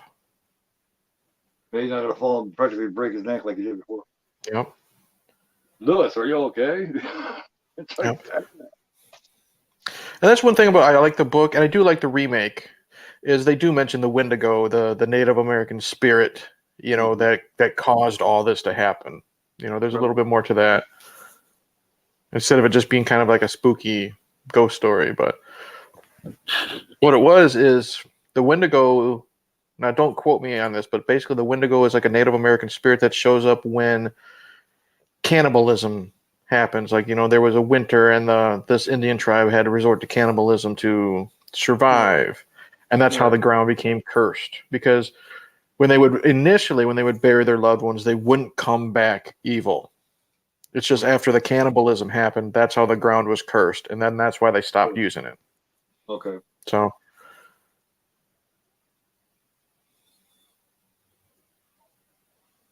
This chick has just got this clueless fucking look. uh, She looks like she's like, okay, I've seen her in something else too, man. this is one thing I kind of mentioned earlier. How Pascal's kind of like the buddy in American Werewolf in New Jersey. How he American Werewolf in London. I'm thinking of Mike. Jesus Christ! I just noticed that American Werewolf in London. Shout out to Mike on American Werewolf in New Jersey. Is his buddy keeps coming back and he's more and more decomposed. The more you see Pascal come back, you can see the veins in his skin a lot more. Mm-hmm. No. Yep, and that was Judd's face, and he's starting to see the premonition. But look at him; he's just so fucking Looney Tunes right now. Nothing was gonna stop him, man. Nothing. Yep. This was gonna happen. And if you notice, he's cradling that baby the whole time. You know what I mean? Like a dad would. Exactly. Except for if Like how Judd hadn't told him. Yep. How he gently puts down the body. That's what I'm saying. These little things that Midkiff does that I don't think he gets enough credit for. Yeah. See, I was got something else too. See, at 17 or 18, when or 16, 17, when this first came out, I hadn't had that daughter yet. Mm-hmm. And there was a 10 or 15 year period where I didn't see this movie at all. When I seen it again after losing my daughter, is when I liked it. Yeah. So I'm starting to put the pieces together and understand now. Mm-hmm. I just don't think I paid attention to it. You know what I mean? I just don't think I really let it soak in before. It's with your situation, you just tend to look at things differently. You know what I mean? Yeah. Wouldn't wish it on anybody. No, I would not either, man. Get a little frog. It actually says frog riveting. You get a little frog noise in there too. Mm-hmm. Yeah. She's looking around going, who the hell is that? Yep. And see, like then Pascal says, it's trying to stop you. It's trying to stop you from getting to Lewis to stop him. Yep. And she's like, how in the hell did I end up in here? And that's why he's telling her, hey, you got to keep going. You got to stop. Yep. Again, that dead look. Come back to me, Gage. So tragic, man. So tragic. All of it is just so fucking tragic. And look at that slow walk up that path. That's always got that fucking mist on it. That fucking fog. Just naturally, no matter what kind of night it is, it's got that mist. Mm-hmm. And just look how Midkiff just sells the exhaustion. You know what I mean? He's been digging all fucking day, all fucking night. He doesn't care. He takes his clothes off, throws his jacket on the floor.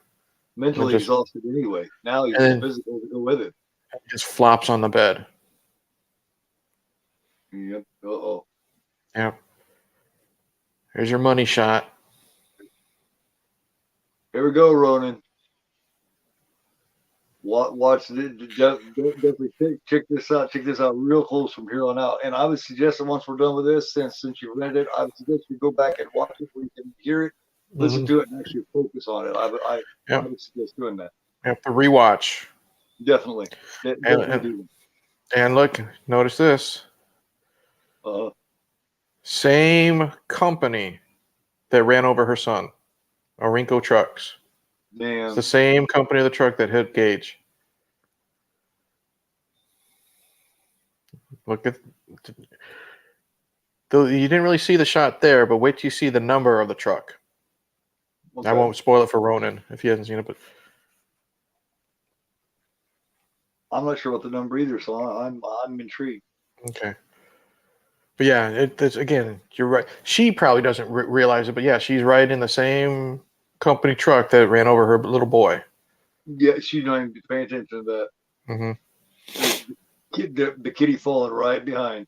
Mm-hmm. Great use of shadows. Check out this this outfit here, Ronan.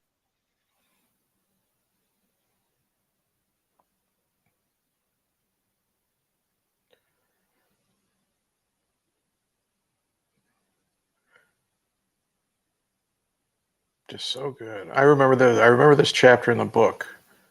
They don't say it's Gage in the book. King calls it the Thing. the thing reached through the medical bag and found the scalpel, stuff like that. And then the thing left the room. Yeah. His first thought is to do fucking damn. Mm-hmm.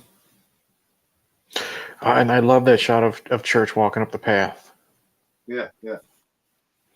Good fucking stuff, man. Wakey, wakey, Judd. Slam. And he's like, oh, fuck. Yeah, because he hadn't meant to pass out like that. He had meant to be able to try to intercept. Yep.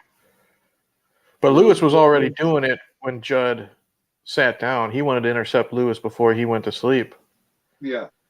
And he's like, oh, shit. Now, Ronan, pay attention to Judd's house. How it is now. I'll just leave it at that. Right, right.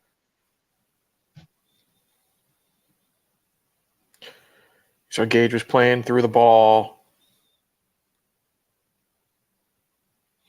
Yeah, you seen it just roll by right before he went in there. Let's play hide and go seek. Yeah, yeah. Mm-hmm. And like I said, I do highly recommend the remake as well.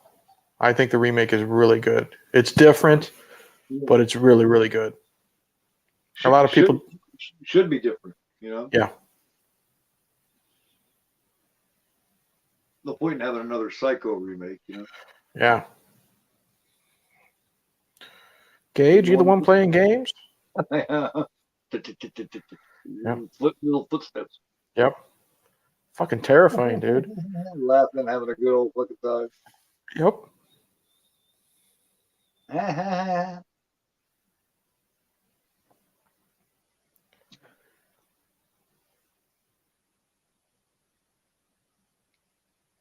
Yeah, old school house, man. Yep. I love the look of. He's had the same furniture since at least the 60s, 70s. Mm-hmm. Because he's an old timer. He's lived in this town his whole life. The same house, right? I believe so. Yes. That was his mom's house. His parents' house. You hear him, Gage? I brought you something. As he pulls out his little blade. Because he knows what he's dealing with, man. Yeah. And he's like, "Oh, I'm gonna find you, you fucker."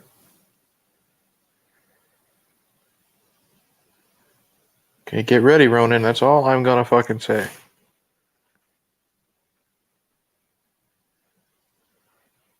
I can't wait to reread the book, dude. I've never. Oh shit! Oh. Fuck me, man. That still makes me wince.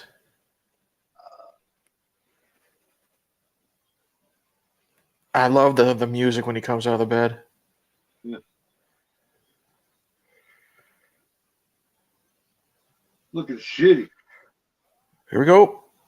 Ooh. Oh.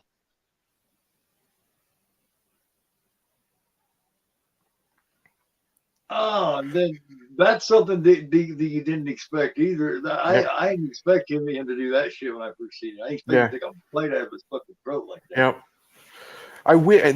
They obviously couldn't have done it in the book with 2-year-old or in the movie with 2-year-old Miko Hughes, but he was spouting off more stories. Like, I know more background. I know this about you, Judd. I know this about you, Judd. So. Oh yeah. Yeah. None good. Look at the bottom. Look at the bottom. See if you can make out the numbers. They briefly showed it. I don't know if they'll show it again. 666. Yep. No, too late. I'm not allowed any further. It's the end of the line for me too. I'm not allowed any further. I'm sure things will be okay. I'm not. You can see him now. Yep. The end of Victor. Yeah, long ass tanker truck. Yep. Rachel. Yep. Now you see my wife. Why I said my wife ain't gonna be in here. Yeah. Yeah. And she didn't hear. She heard her sister. She heard Zelda. That's right.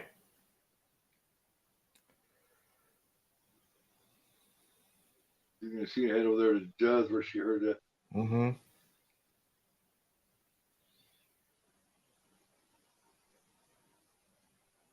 Here, Dr. Fred, the Turkish movie plays the themes of the Amityville horror.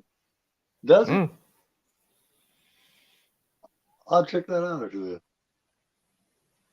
I'll play that trailer. Yeah. I don't remember that. Yeah. I don't remember that either. I haven't seen the trailer in forever.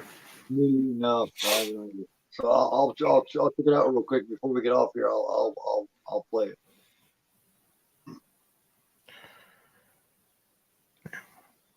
Should be able to play the trailer without getting any kind of flag.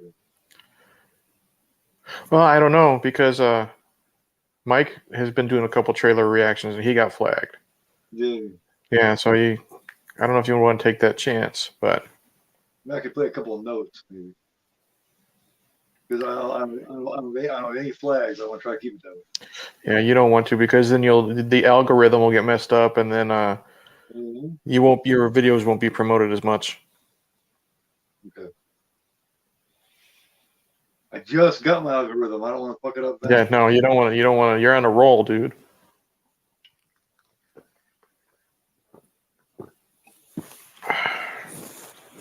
I don't know if it's so much her acting I don't like, or if it's just her face I don't like. There's something about her I just don't like.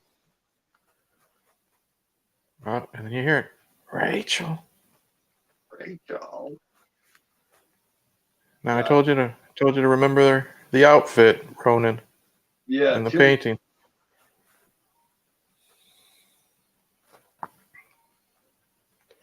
This is the part. Is this the part that you said terrified Drake when she runs up to the camera? Yes. Push your back like mine. So you never get out of bed. Never get out of bed again. Yeah. Yep. I look at look at the. Never get out of bed again. That scares the shit out of him. At 25 years old, he still hates it. Right there, that shot and now it turns into Gage because of the laughter. Look. See, it's the same dress from the picture. Yeah, he's even wearing a top hat. He's wearing one of Judd's top hats, so it's like Zelda is coming back through him. Mm-hmm. You know what I mean? Her demons have come back to haunt her. Mm-hmm. I brought you to begin with, really. No. Here's Hey Denisha. Hey Denisha. Thanks for coming. I appreciate it. Oh, I brought you something, mommy. Watch this part with Lewis in his fucking head. This part where Lewis. Thump. Oh, I like yo, yeah. Oh, that's like you and your toe earlier tonight. Man, like it took several seconds because the toes were like it took several seconds for the little one to come back to the other one. You know what I mean? Yeah. And did you see? Like I said, the look on his face of pure joy, and then it switches to pure fucking terror because he sees his medical bag is open. He sees his special scalpel has been pulled out. Yep. That's his special, specific, gifted scalpel. Yep. That was gifted to him by who? I don't remember. I don't know if they ever said it. I don't know if he just keeps it at home in case he needs it for emergencies or. That's usually a gift. Something like that is. Maybe he got it when he finally graduated medical school. Who knows? That's probably something like that because that's a gifted special one. Mm-hmm. That's never been used. I guarantee you. And look, he had all of his toys set out for him and everything. He was ready. And Gage didn't even fucking touch him. So now he's thinking they didn't come back. Mm. Well, he knows he came back, but he's like, yeah. But he knows that he's not nice necessarily. Yeah. Right. Yeah. The look of terror in Midkiff's face, in Lewis's face. Yes, I'm here. He's fine. But throwing her in, well, like now he's like, what do you mean she came back? Mm-hmm. Yep. I haven't seen her. Oh shit. Yep. Ellie had a dream. I suggest you wake her up. Why don't you just go fuck off? Yeah. Why don't you try to wake that motherfucker? See if you can pull her in. Exactly. Stupid. I haven't seen this in a long time. Does the baby get killed? Yeah, a 1-year-old gets ran over by a truck. Yeah. Yeah.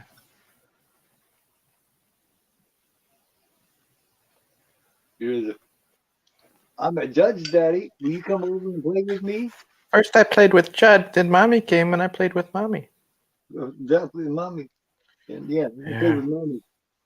Play, Daddy. We had an awfully good Look, time. yeah. And look at his eyes. He's terrified.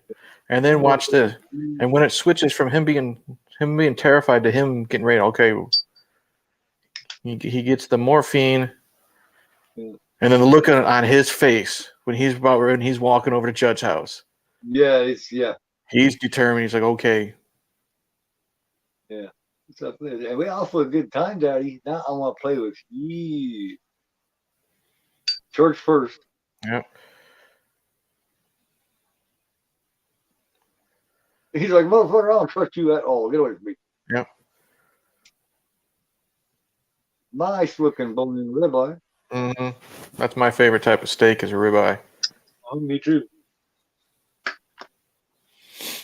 I'm definitely a carnivore. Mm-hmm. Today is Thanksgiving Day for cats. Yeah. He's completely just fucking. He's just. He lost his mind. Like I said, he lost his mind at the funeral, way before he dug up Gage. Once he considered what he was going to do, but now he's just getting worse and worse. And by the end of the book, his hair is all white. Oh yeah, wow. And by the end of the book, his hair is all white due to everything. I pissed that cat off. That cat's like, oh. Yeah. Great acting cat, man. Mm-hmm. Great, well trained kitty cat.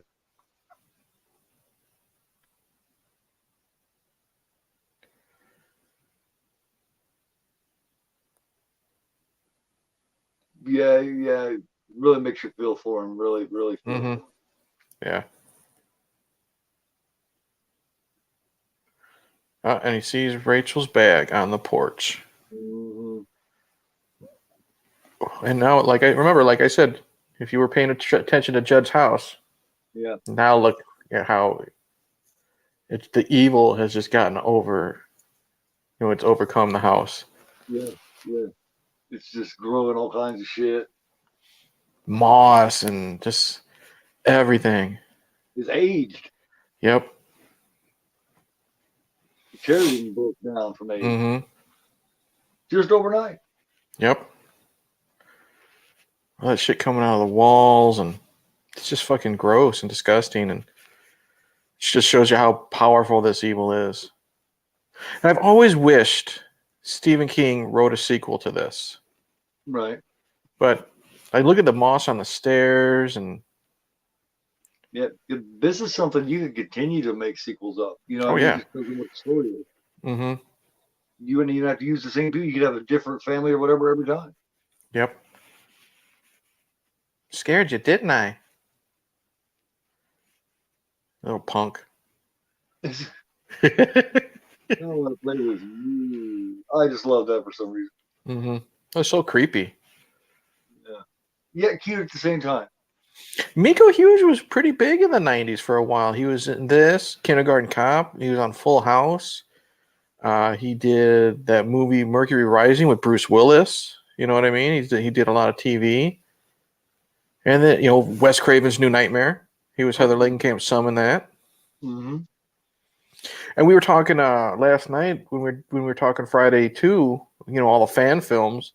He's going to be in a Nightmare on Elm Street fan film, actually, that he's trying to get funded. Yeah, I heard something about that.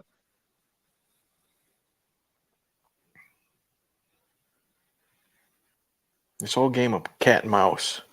Uh-huh. He's playing hide and go seek with it. Mm-hmm. And that's what a kid does. When daddy's looking for them playing hide and seek, daddy can't find them, the kids laugh, Maybe even run from hiding place to hiding place. Mm-hmm. Maybe not even stay in the same one. Run around and laugh. You didn't find me there. You didn't find me there. Yep.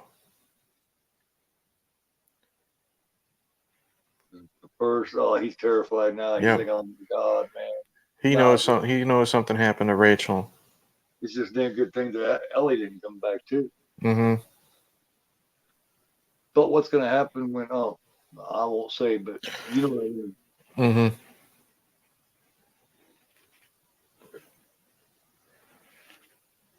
Oof. Oh man, Judge.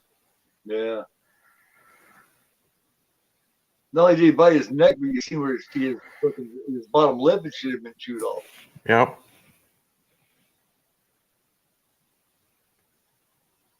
Vernon hasn't said a word in minutes, man. He's watching like a motherfucker. Mm-hmm. It's so good. Like I said, the atmosphere in this, like the morality tale. Would you? Wouldn't you? And being from that situation, I don't know, man. Boom. Yeah, there she is, Chelsea. Oh, cool thing. Yep.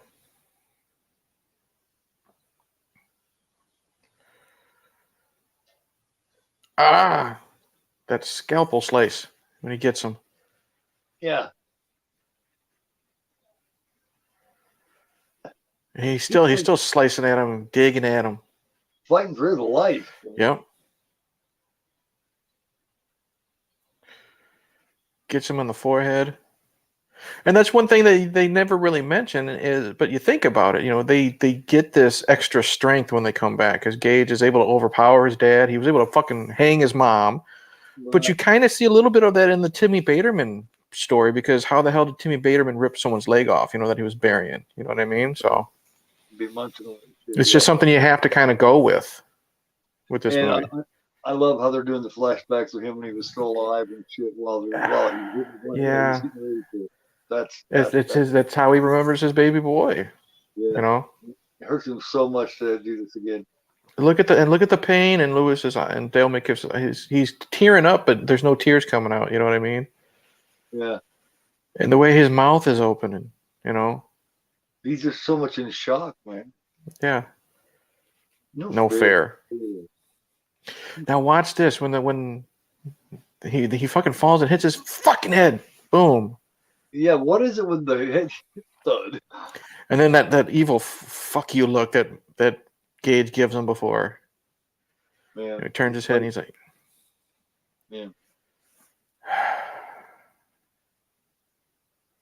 And then, again, like I said, the tears and Midkiff is so underappreciated, I think, by a lot of people in this movie. Yeah. Here we go. Because he has to carry a lot of it. Mm-hmm. He's the star of the movie. Everyone remembers Fred Gwynn, but Dale's the star. He's Lewis. He carries a lot, 90% of the most emotional scenes. Mm-hmm. So many different emotions he has to go through, a plethora of emotions he has to go through. Now pay attention. He does a good job. Pay attention to this part when Lewis is walking away from the house, and the explosion happens behind him. Yeah. That really burned Dale Midkiff. Not this here, when it's the shot of the house behind him. Like the right here, the window explodes, and he doesn't flinch. The next time you see him, he's flinching. You'll see the next explode. We'll see when it happens. Right there. See how he's kind of wincing? Yeah. He really got hit with some cinders and stuff. And this is how he totally lost his mind. Where Victor's begging him and Lewis just ain't hearing it. I waited too long with Gage. It will work this. It will work this time. Because she just died. Yeah, man. Yeah. Ronan says, "I gotta call tonight. I'm super tired. Thank you for the invite, man." Absolutely, dude.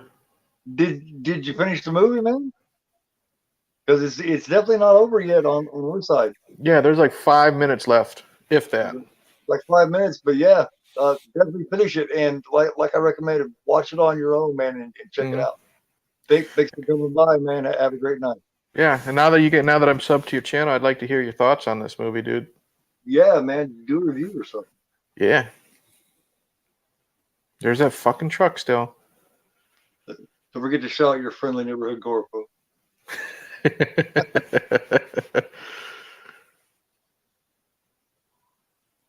Boom. The soil of a man's heart, Estonia, Lewis. Yeah. Man grows what he can, and he tends it. Because this is my favorite line in the whole movie. Because what you buy is what you own, and what you own always comes home to you. Yeah, that's That's my creepy. favorite line in the whole movie. That's creepy when you think about it in this sense. Mm-hmm. Especially in this scene. Yes. Yeah, he's just gonna sit down and wait for it to happen, and he's just gonna play him some solitaire. And hope there's different this time, knowing deep down in his heart that it's not going to be.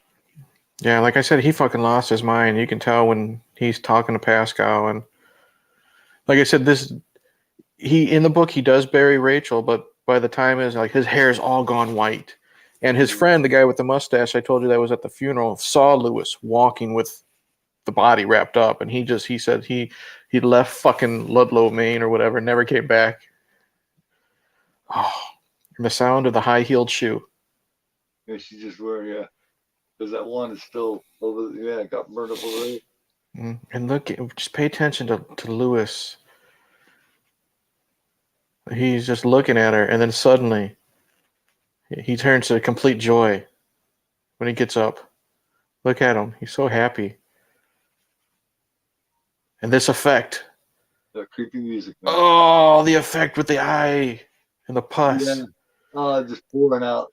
And look, he full on tongue and everything. He doesn't care. His wife is back. Yeah. Here we go. Grab the knife. Yep. And then you don't get to see it, and once again, what you don't see is more powerful. Mm, Ah. yep. And then it cuts to the great Ramon song.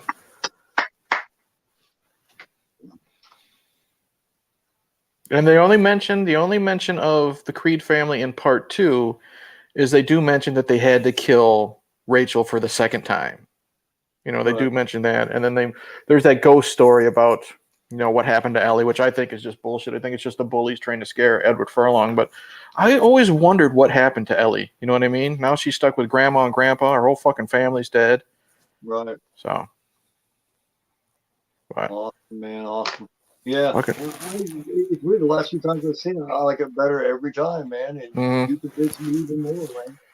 I'm glad. Like I said, I'm always happy when a person who wasn't keen so much on a movie that I really love ends up really liking it. You know. I thought it was okay, but Mm-hmm. in the last few years I've watched it, and now and then I watched it when I first got the 4K a few months ago, and I liked it a lot more, and then this time I like it even more, man. So Good. I'm glad. um, Love that thanks fucking everybody movie. for joining us on it, man, and thanks again, man. We've had a kick-ass weekend of watch-alongs and talk about Mm-hmm. Friday the 13th and all that, man. It's always a pleasure to do this. Yeah, I always have fun. Like I said, man, when I'm able to actually join in and actually physically talk to you instead of through the chat, I think we got a good chemistry, and I'm always happy to be a part of it, dude. Cool. I'm always happy to have you be a part of it, man. It's always a great time. Mm-hmm. And it's always great for you guys to join us in the chat and create good Mm-hmm. conversation with us and enjoy the film with us. Anybody who hadn't seen it before but kind of caught it and caught a little bit of what we was talking about, I definitely recommend go back, watch it where you can actually hear it, pay attention to it, Mm-hmm. and then let me know what you think. See if you like it as much as we do. On that note, you see, I got what do you got coming up, man? Let's I will have. Let's see here. I've just uploaded my Friday the 13th Part 5 A New Beginning video for Two Bearded Losers. That is up there.